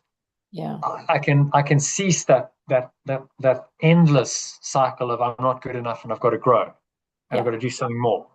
And there's more required. I can just stop that and I can go, no, I can just rest in God. And I can rest in the certainty that I'm okay. Like, I'm just okay as I am. Such a simple realization. Yes. but so profound. I'm okay as I am, just as I am. I don't need to become anything else. I don't need to grow into a better version of myself. I'm just like right now, as I am, I'm okay as I am. And that awareness is called enlightenment. It's just kind of like, it should be like, oh, duh, like, hello, surely that's obvious, but it's not obvious because we get caught up in the growth mindset. Even if you're trying to seek enlightenment, as the Buddha did, and the Buddha did this to a T, it nearly killed him. He was like, right, I'm going for growth. I want to be enlightened. I'm going to give everything to that. And he tried his heart out, literally to the point of almost dying because he tried so hard. And eventually he had to go, it just is what it is. I already am that. And I get it. It's already there. So trying hard isn't going to bring me more of what I already am. I just have to relax into it, just realize that it's already there and just accept it. And that was his awakening. It's already there. But I suppose he had to go through all of that stressing and straining and striving and like, I've got to achieve enlightenment and I've got to really focus on this and I've got to do this technique perfectly. And you had to go through all of that to finally realize, but it was there all along. And in all of my desperate attempts to achieve it, I was missing it. That's the funny thing about it, isn't it? The more harder I try, the less likely it is I'm going to get it. Which then explains why there's so many spiritual seekers who just like struggling and they don't get it, because the harder you try, the less likely you are to get it. Trying hard isn't going to work. You actually have to let go of trying, as the Buddha did, and just went, okay. I think he got to a point where it's like, I'm done, like I'm so exhausted. I've tried everything. I'm done. I just got to sit and just sit under this tree and just like, I don't know anymore. And then, it happens. And he's like, oh, okay. when I'm finally done, when my ego is finally done with all of its stressing and straining and striving, then I get it. Then it's like, yeah, you already are that which you seek. That's the great surprise of enlightenment, which we must all discover for ourselves. So there's a journey to go through, and we've all gone through that period of seeking and trying to become better and grow. You got to go through that. I don't think there's a shortcut. But eventually it's just like, well, I am that I am, and thank God for that. And everything's actually okay. And I'm okay as I am, and it doesn't really matter how many times I've failed and what my life situation and my story looks like. I'm just okay as I am, and I rest in that. I can be comfortable and happy in that awareness. And it's such a relief when you get to Oh, and the relief is just, oh my goodness, I can stop this endless seeking, like a hamster on a hamster wheel, you know. No, if I go faster, I'm going to get somewhere. I'm getting really tired. No, but go faster, go faster. Like, I'd be crazy. Just step off the hamster wheel. I know. Because Peter Sage calls it he refers to it as the curse of the white rabbit, in the sense that, you know, on a greyhound track, you know, the greyhounds are chasing after after a rabbit, you know, in order to make them run faster, and they'll never catch it. You know, that's the whole idea. You know, kind of like, however fast the greyhounds go, they'll just make the rabbit's always going to go faster. faster. That's the way the game's designed. Exactly, and it's always ahead of it, so they always see it, but they will never catch it. Always seeking and never actually it. And that's reaching it, which is maybe part of the cruelty of that sport. Yeah, these poor hounds are just never actually going to achieve anything. They're just seeking, and they never get the satisfaction of catching it. Exactly. Like, how horribly frustrating to spend. And that's why Peter Sage calls it the curse of the white rabbit. Also, for us, you know, in that whole seeking spiritual growth. Yeah, text exactly. As well. And when you can just go, it's okay, I'm already there. Yes. I don't need to chase white rabbits anymore. Yes. Then that's what we call awakening. Well, like, duh, surely that should be obvious. Like, it's not some like major spiritual accomplishment, really. It's just like you've actually finally just arrived at the obvious conclusion that, you know, you're never going to get anywhere by seeking and seeking and seeking. That you just have to finally accept that it's okay. You're okay as you are, as you were created.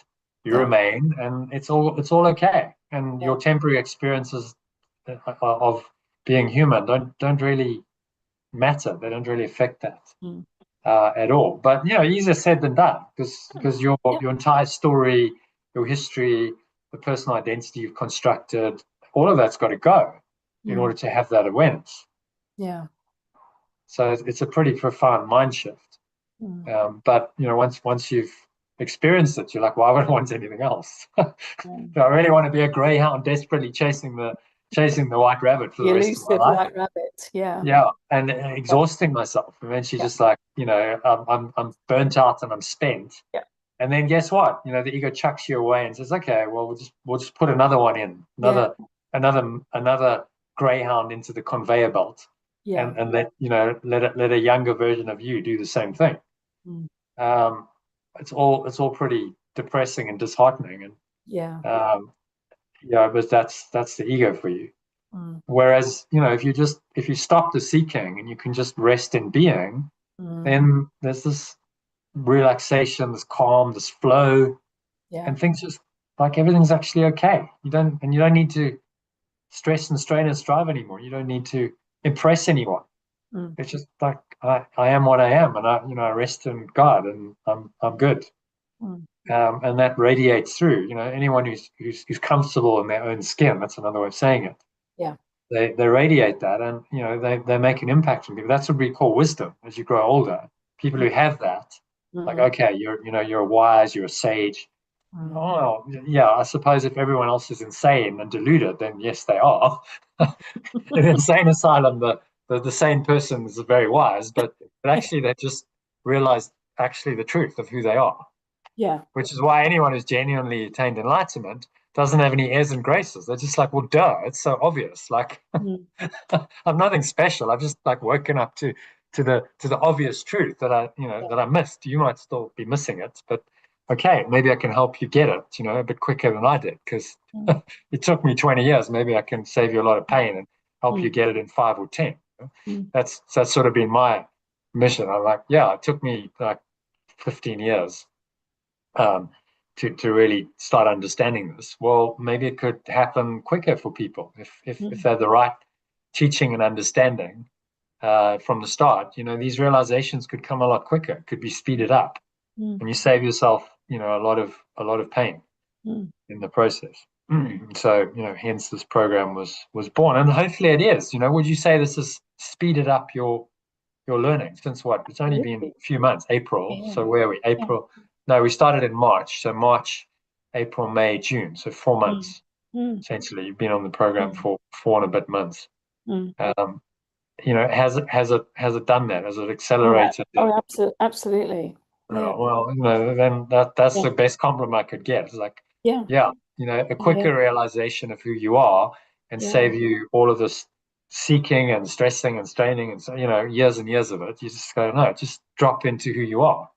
It's already there for you. You don't need to go seek it. You just need to let go of the misconceptions about who you are. That's the hard part.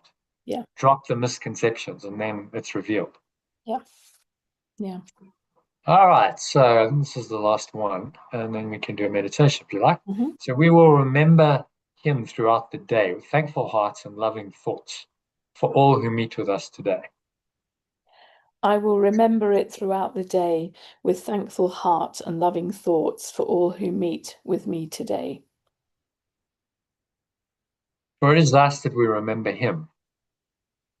For I remember it in this way. And we will say that we may be reminded of his Son, our Holy Self, the Christ in each of us.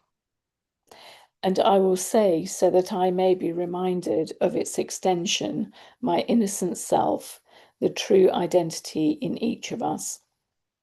I am as God created me. I am as perfect love or abundance extends me. Let us declare this truth as often as we can. I will declare this truth of abundance as often as I can. This is the word of God that sets you free. This is the message of perfect love or abundance that sets me free. This is the key that opens up the gates of heaven and that lets you enter in the peace of God and his eternity. This is the key that opens up the state of pure formless awareness or abundance and lets me enter into its peace and eternity. And then from the top, I will remember it throughout the day with thankful heart and loving thoughts for all who meet with me today. For I remember it in this way, and I will say, so that I may be reminded of its extension, my innocent self, the true identity in each of us. I am as perfect love or abundance extends me. I will declare this truth of abundance as often as I can. This is the message of perfect love or abundance that sets me free. This is the key that opens up the state of pure formless awareness or abundance and lets me enter into its peace and eternity. yeah, lovely ending to it, isn't it? Mm. Yeah, so it's a remembrance again, isn't it? Remembering who I really am. Yeah, all he's doing here is reminding us of who we really are. Yeah. That's the entire process of the course. Yeah. And helping us to practice that remembering by letting go of who we're not. Yeah. Because who we're not blocks our awareness of who we are. Mm. Really, really simple. I mean, this is not rocket science, is it? It's just like a really, really simple teaching, and so logical. And yet, many people go, "Oh, I can't understand this. It's too mystical." It's actually just, it's so simple. As he says, this is a very simple course. And it's only our unwillingness to understand it that makes it complex. Because we don't want to do what he's asking us to do. Because our ego doesn't want to go away, it doesn't want to die. It's as simple as that. So we just resist it. Yeah. Because that separate self in us still wants to exist and cling to this miserable, pathetic, futile existence of it, even though it drives us mad, even though we're miserable, even though we're doomed to suffer and die, it still wants to exist. Work that one out. It's like, it doesn't make any sense. Like, why would you want to continue in such a miserable existence? Because it tries to brighten it up and say, well, it's not all bad. There's some good stuff, and but it's very dualistic. The world is a very mixed bag. It's very up and down. No one can say it's all good. That's for sure. So, do you really want to come back and experience that time and time again, or are you willing to just go into the essence of the goodness? The good stuff is coming from an essence, an awareness that's true, and it's just a little glimmer of that. It's just a glimpse of true reality. So we think, say you have a great flow experience. Say you went on your retreat in Italy, and it was a lovely experience. And that is just a little taste of heaven. That's just like a little glimmer of what that state of pure formless awareness is really like. You got a little taste of it, and it's so lovely and intoxicating. You're like, wow, just give me more. But that's just like a little sip of the nectar. The whole kahuna is like, wow, like this is just, if that's just a taste, then the whole thing is, it's just going to be mind blowing. You can't even conceive of it in your ego, in your separate self. So why would you hold back from that? Do you want to just keep getting little tastes and then go back into the separate self, and you came back and there's some difficulties arising and so on? Do you want that continuous experience of vacillation and duality, or just go, look, I'll go for the whole thing?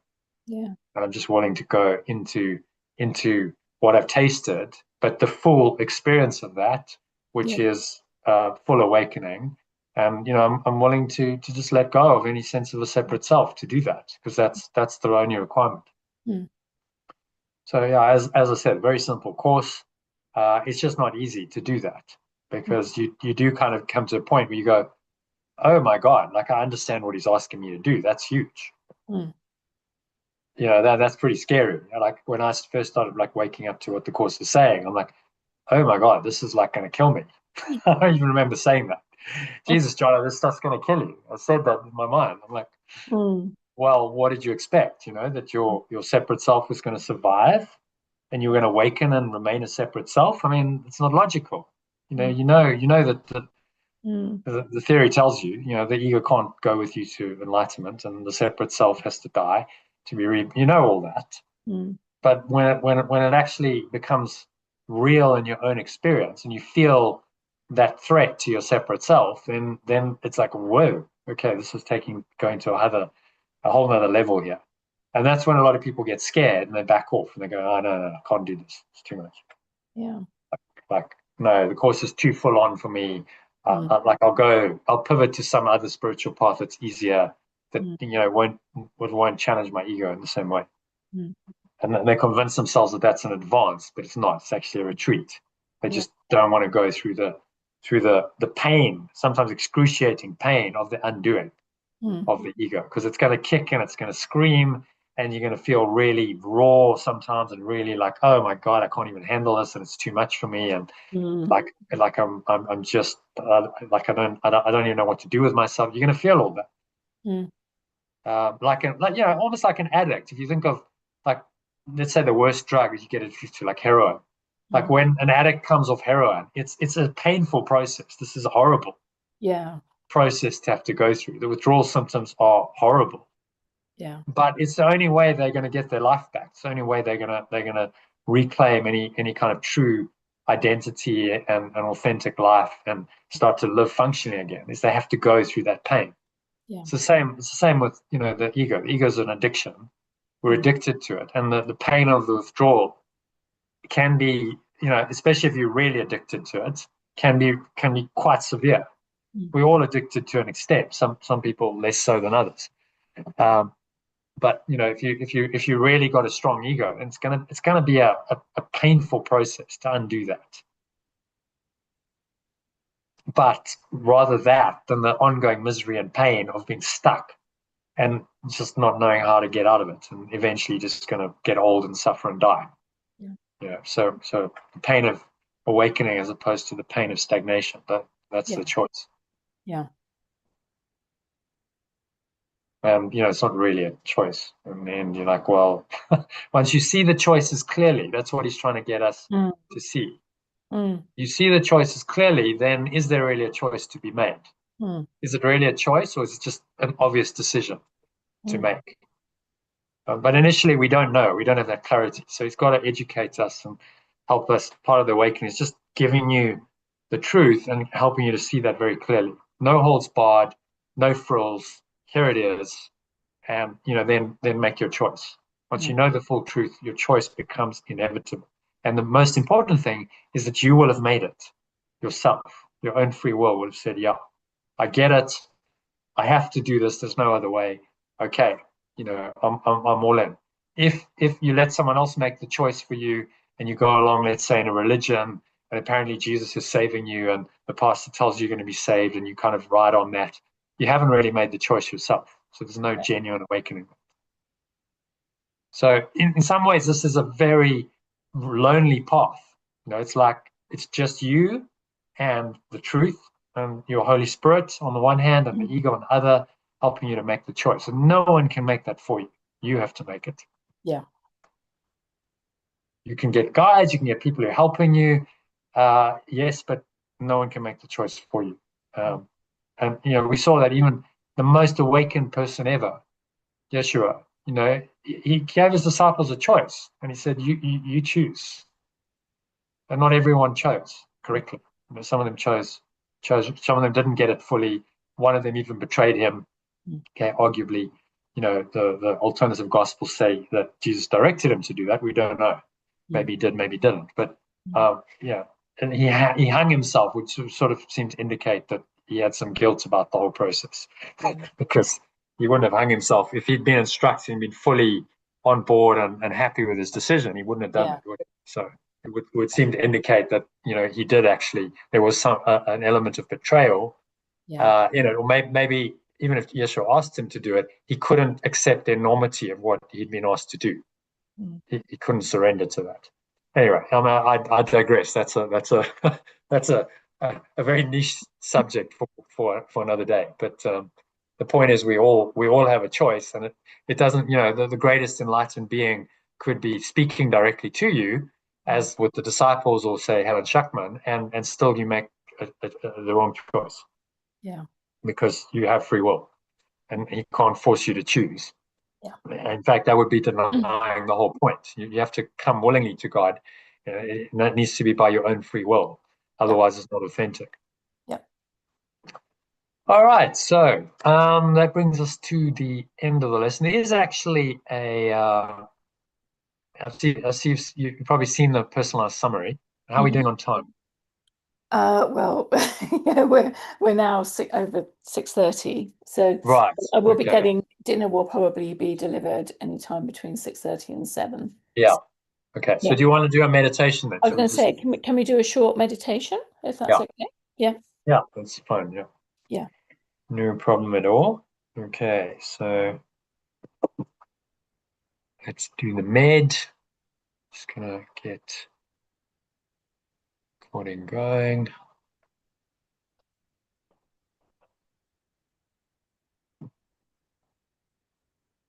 No, but a really good lesson, Jonathan. Thank you. Yeah. Yeah.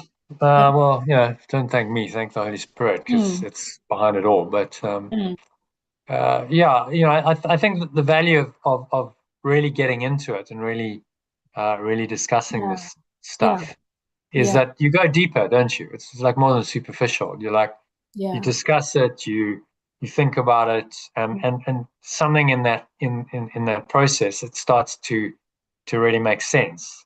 Yeah. By osmosis. If you just read the lesson in 5 minutes, maybe it doesn't go in on the same level.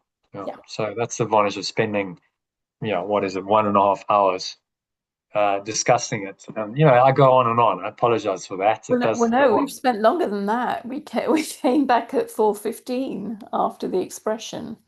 So that's been, but we did the quote and introductory stuff. That was basically the warm up. That was the warm up for the lesson.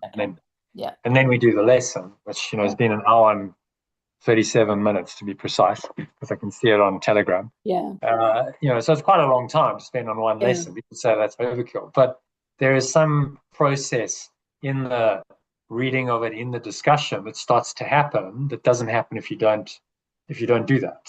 That's my experience. And I suppose I'm the guinea pig for this course, because I've done the most of anyone. Right? I've done these sessions, every single session, for 8 years. So that's like, I don't know how many thousand hours of speaking, reading, discussing. It just starts to become truth. You just go, I get it. Like, if I spend so much time with something, I'm either going to reject it and go, I can't do this anymore, or I've got to accept it as the truth. There's only two options. And it starts to just become like yeah, this is the truth, and I just get it, and then everything just starts rewiring in your mind and in your life to accommodate to that truth in this pretty miraculous way. And that's the enlightened state. That's awakening. When that starts to happen organically, naturally, and you just live in that way, then that's what Yeshua is training us to become. Yeah. So it's ultimately not an effort. It's effortless. You're just living in the Wu way. You're living in the flow. It's just kind of happening through you. But oh my goodness, the surrender and the amount of letting go you've had to do to get there. That's the effort. Yeah. Because most people are not just naturally there. Most people are very stuck and blocked and quite resistant, and that shows up in their life and in their experience all the time. Okay, so let's do a med then to just seal the deal and practice this nicely and just go into an experience of it. So yeah, I'm going to turn my camera off. Yeah, no problem. So this is lesson 110. It's going to guide you through a meditation on it. So just making yourself comfortable. Sitting with your feet shoulder width apart, your back straight. Cup your hands in your lap. Close your eyes.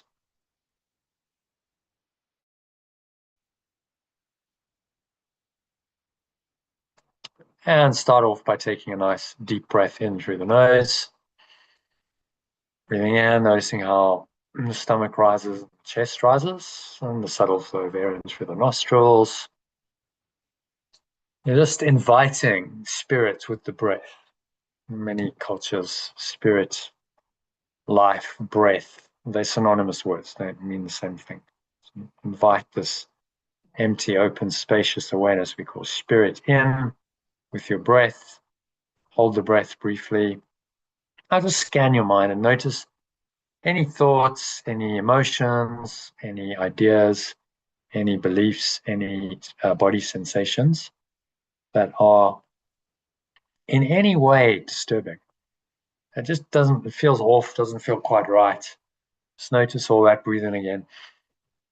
Breathe this life essence, this spirit into that darkness, if you like.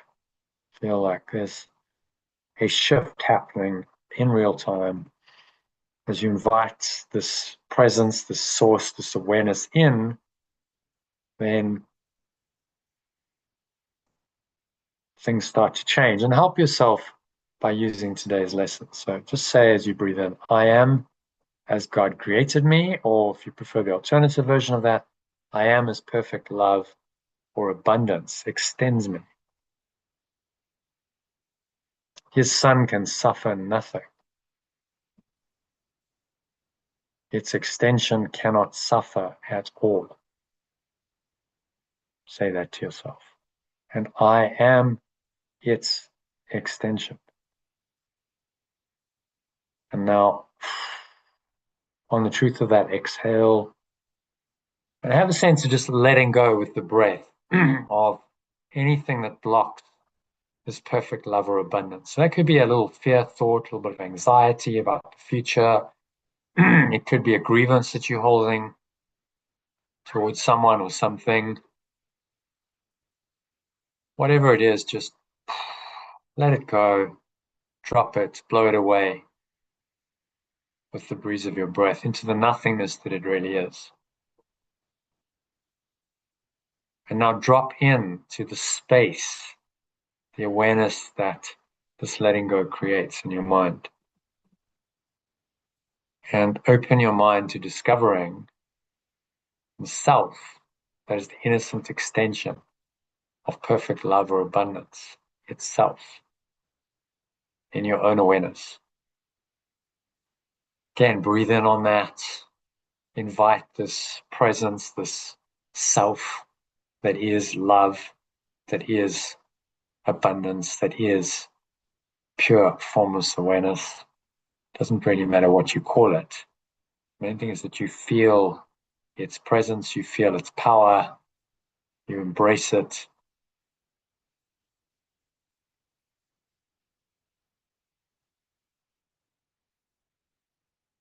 Sink into it. Go deeper and deeper and deeper into it.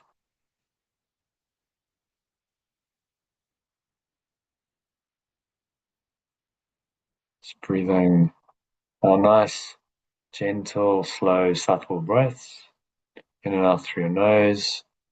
And with each breath, just feel yourself letting go a bit more, just relaxing into this one self within you.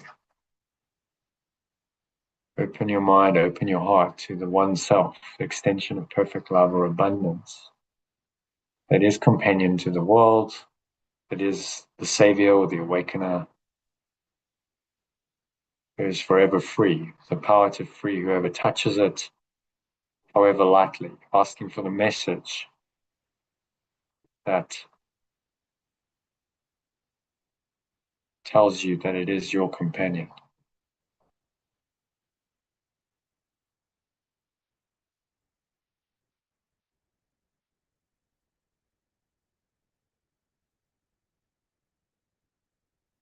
Tells you that it is love itself. And you are it, and it is you. There's no difference between it and you. Its awareness is your awareness. And it's just telling you that right now. In and through this voice speaking to you, in and through this lesson, in and through the meditation, that you are as God created you. Say to yourself, so I am as perfect love or abundance extends me. Breathe in as you say that. I am as perfect love or abundance extends me.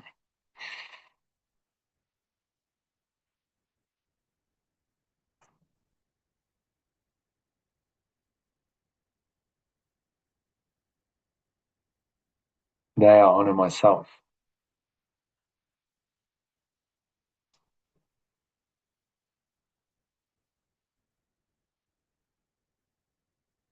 My true self. And that means that I will not value graven images that I made up to be the extension of perfect love or abundance instead of what I truly am. So we use these graven images, all the things that we value, that we give worth to, in other words, worship, give worship to. We value these things instead of what we truly are. But deepen your mind. Just say, deep in my mind. So you breathe in again. My innocent self is waiting my acknowledgement that it is me. So acknowledge it now. Say, hello, friend. Nice to see you. I've been lost for a while. I haven't known the self. I haven't acknowledged it. But the moment I acknowledge it, I'm home. I'm founding it. I get it. And this is all happening in your own mind, in your own awareness.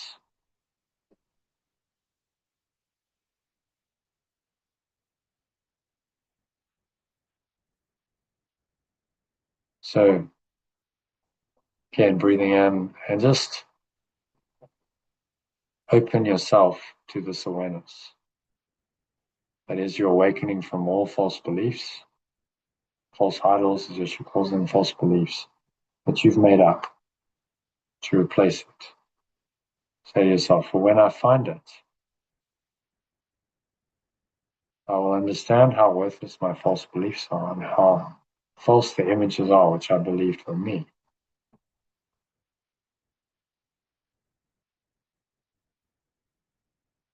Today I make a great advance to truth or abundance by letting my false beliefs go and opening my hands, heart, and mind to perfect love or abundance.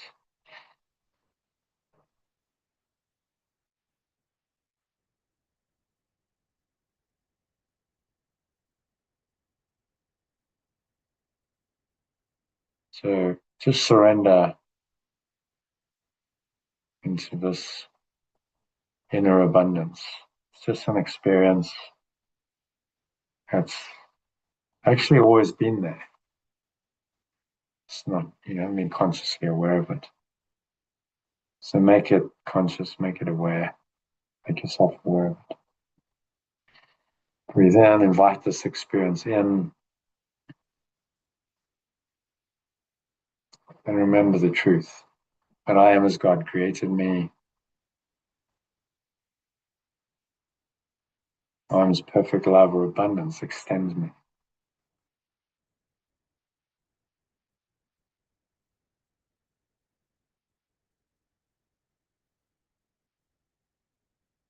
And then just sink into this, just surrender to this truth of your true nature.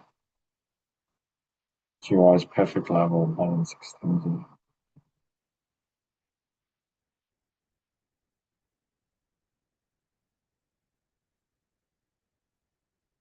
And nothing can change that.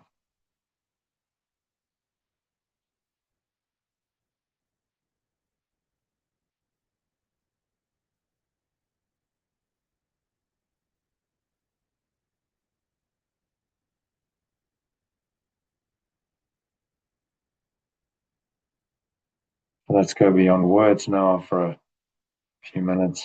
Just let the words point you into this inner experience of perfect love, or abundance, your true self, the Christ in you, the source, the great I am presence. This has been called many things, many names. In the end, the names don't matter. The names are just language and concepts. What matters is your own felt experience.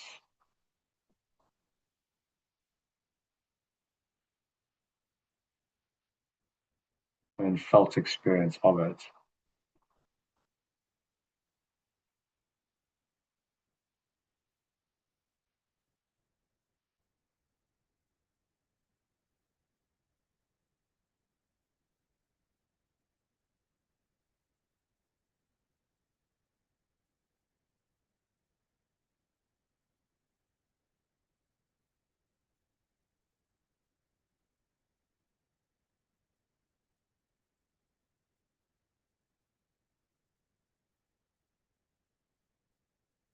Just sinking in and down.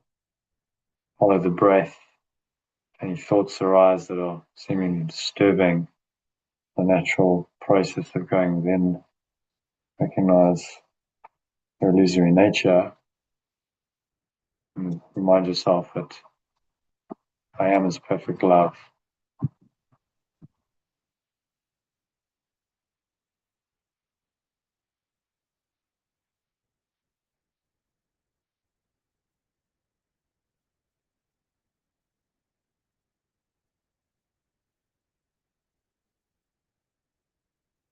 Nowhere else to go, nothing else to do, nothing else to think about.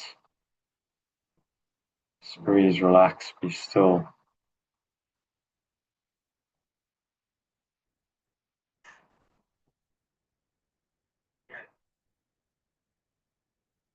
And surrender into the stillness, into the silence.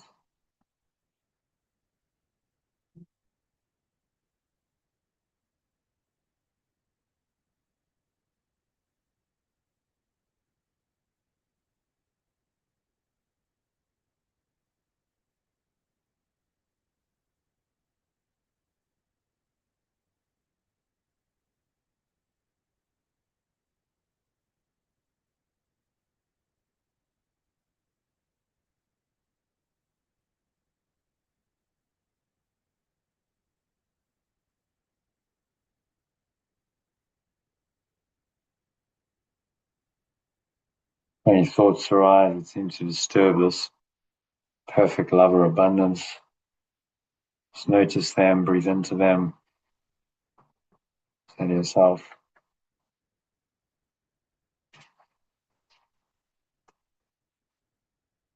What I am is perfect love or abundance extends me.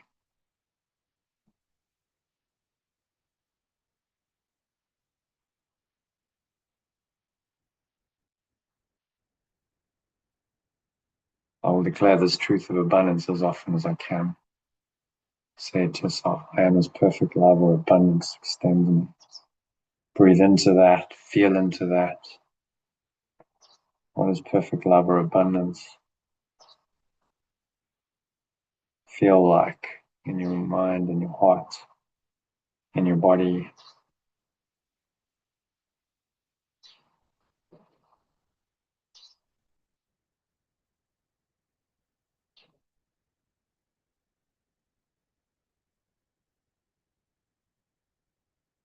Surrender into that experience. There's nowhere else to go, nothing else to do, nothing else to think about.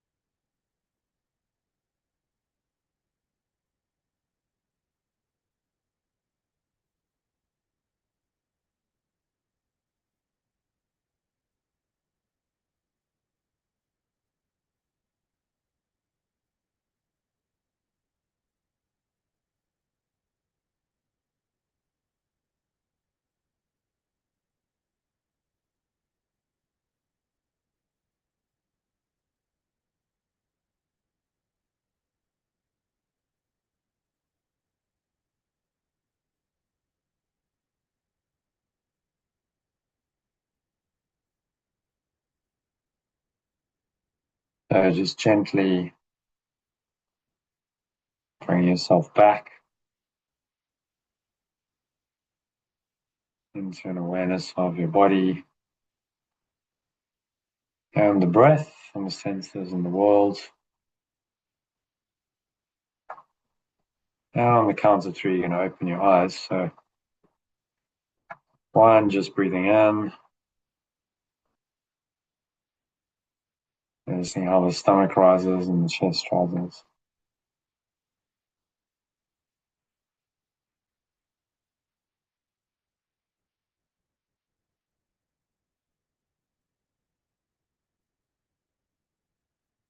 2, and just the weight of your body pressing down into the chair.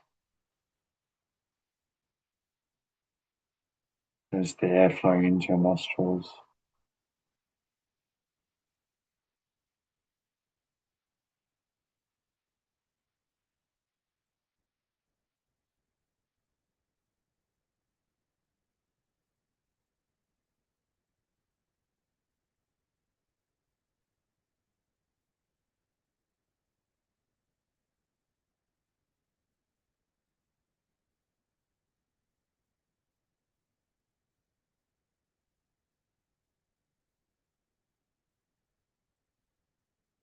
So be aware of your breath, be aware of what you're feeling. Subtle sensation of the breath in your nose. You breathe in and out. Notice what you're smelling as you do that, perhaps what you're tasting, touching with a subtle flow of air on your skin. Allow yourself to feel that.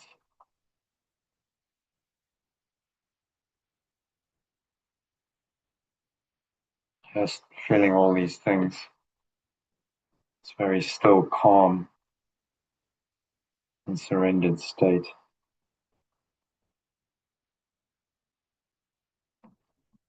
State of mind.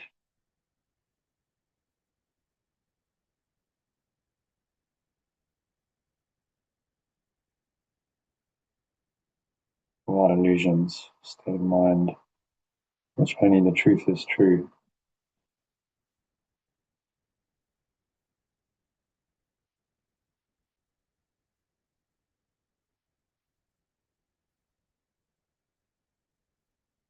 In which you are as perfect love or abundance extends you. So feel that, connect with that. Say one more time, I am as God created me, or I am as perfect love or abundance extends me. Feel that in your heart, breathe it in, every pore, every cell, every muscle, every fiber of your being is into this, or you're all into this idea. Anchor it in your mind, in your awareness, in your body, and it's going to stay there for the rest of the evening and the weekend ahead. So it is said, and so it is done. And now on the count of 3, open your eyes. Just take a minute to look around, grounding yourself back into this so-called reality. But notice how calm and clear and hopefully grounded you feel in this self that you really are, the perfect love or abundance in you. You rest in that self, you rest in God, as yesterday's lesson said.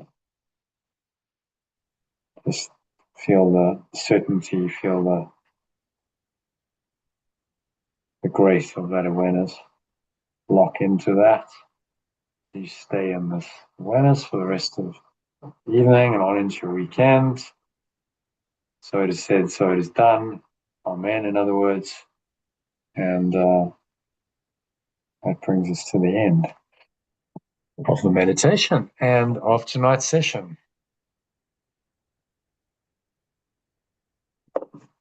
Thank you, Jonathan. Only a pleasure, Archie. Good session. I enjoyed that. And yeah, just keep practicing, stay in that awareness. Before you go, do you want to set a time for next week? Yes. Let's So Kim wants to do a Thursday evening. She was wanted to do a session last night, but said it wasn't about something else. It was all good. But would Thursday evening work for you? And then one other. It does actually, yeah. Thursday. So there wasn't a session last night, Jonathan. No. What I try and do is consolidate so that there's more than one person at the session. So typically Kim fits in. Because I couldn't make last night anyway. I know that. Yeah. So Thursday evening from say 6 or 5, if you're available. Yep, I can probably do from 5 o'clock actually on Thursday, if Kim can do that. Otherwise 6 o'clock is fine. Yeah, okay. I'll ask her. Sure. She might join a bit later, but let's do 5 and then we'll try and finish it by 8:30. Yeah, that would be great. Which means we'll probably finish at 9, but anyway. I'll block it till 9. Then maybe a Monday or Tuesday? I want to do Monday, Tuesday afternoon. Let me just check that. So I'm just putting this one in. Probably Monday. Tuesday, Garyl's got football, so probably a Monday. Yeah. Be better, and I'm not rushed. Monday afternoon? Yeah, Monday afternoon should be okay. Yeah. I'll say 2 o'clock. Could we make it, just because I have a meeting from 1 till 2, maybe just a little bit after 2, maybe 2:15, if that works? Yeah. Yeah, no, that's fine. Yeah. No problem. Okay, so Monday afternoon, Thursday evening. Yeah, perfect. Yeah, all right. Bring that in. And you must let me know if you want any more of your one-on-ones as well. Yes. Yeah. Whenever you're ready. There's no rush. Yes. Yeah. No, all right. Have a good weekend in the meantime. Yep, you too. Yeah, thanks very much. Yeah, bye-bye. Bye. Namaste. Yeah, namaste.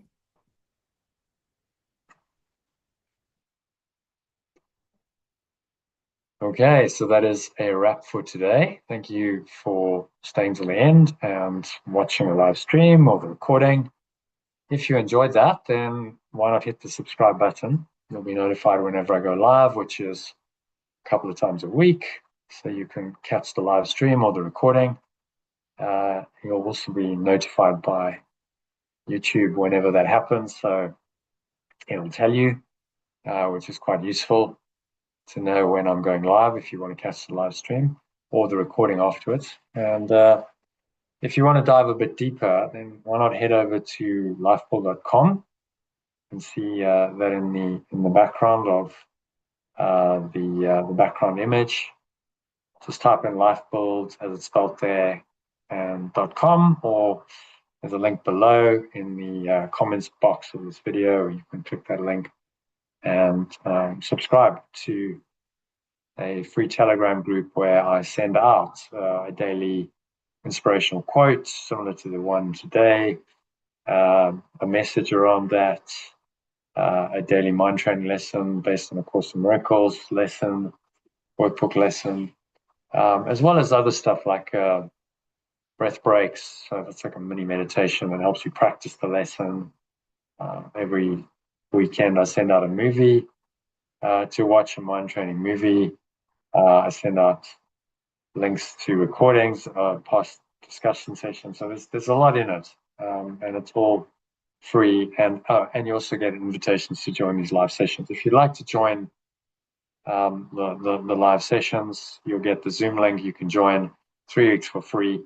Check it out, and maybe you decide to become a member of the program, the community. So I hope that's going to be the case. And catch you on the inside of the group or maybe in one of these live sessions. Thanks so much for watching or listening, and namaste, which means the true self in me acknowledges and honors that same true self in you. I'm wishing you much love, peace, and joy in that self. Bye for now.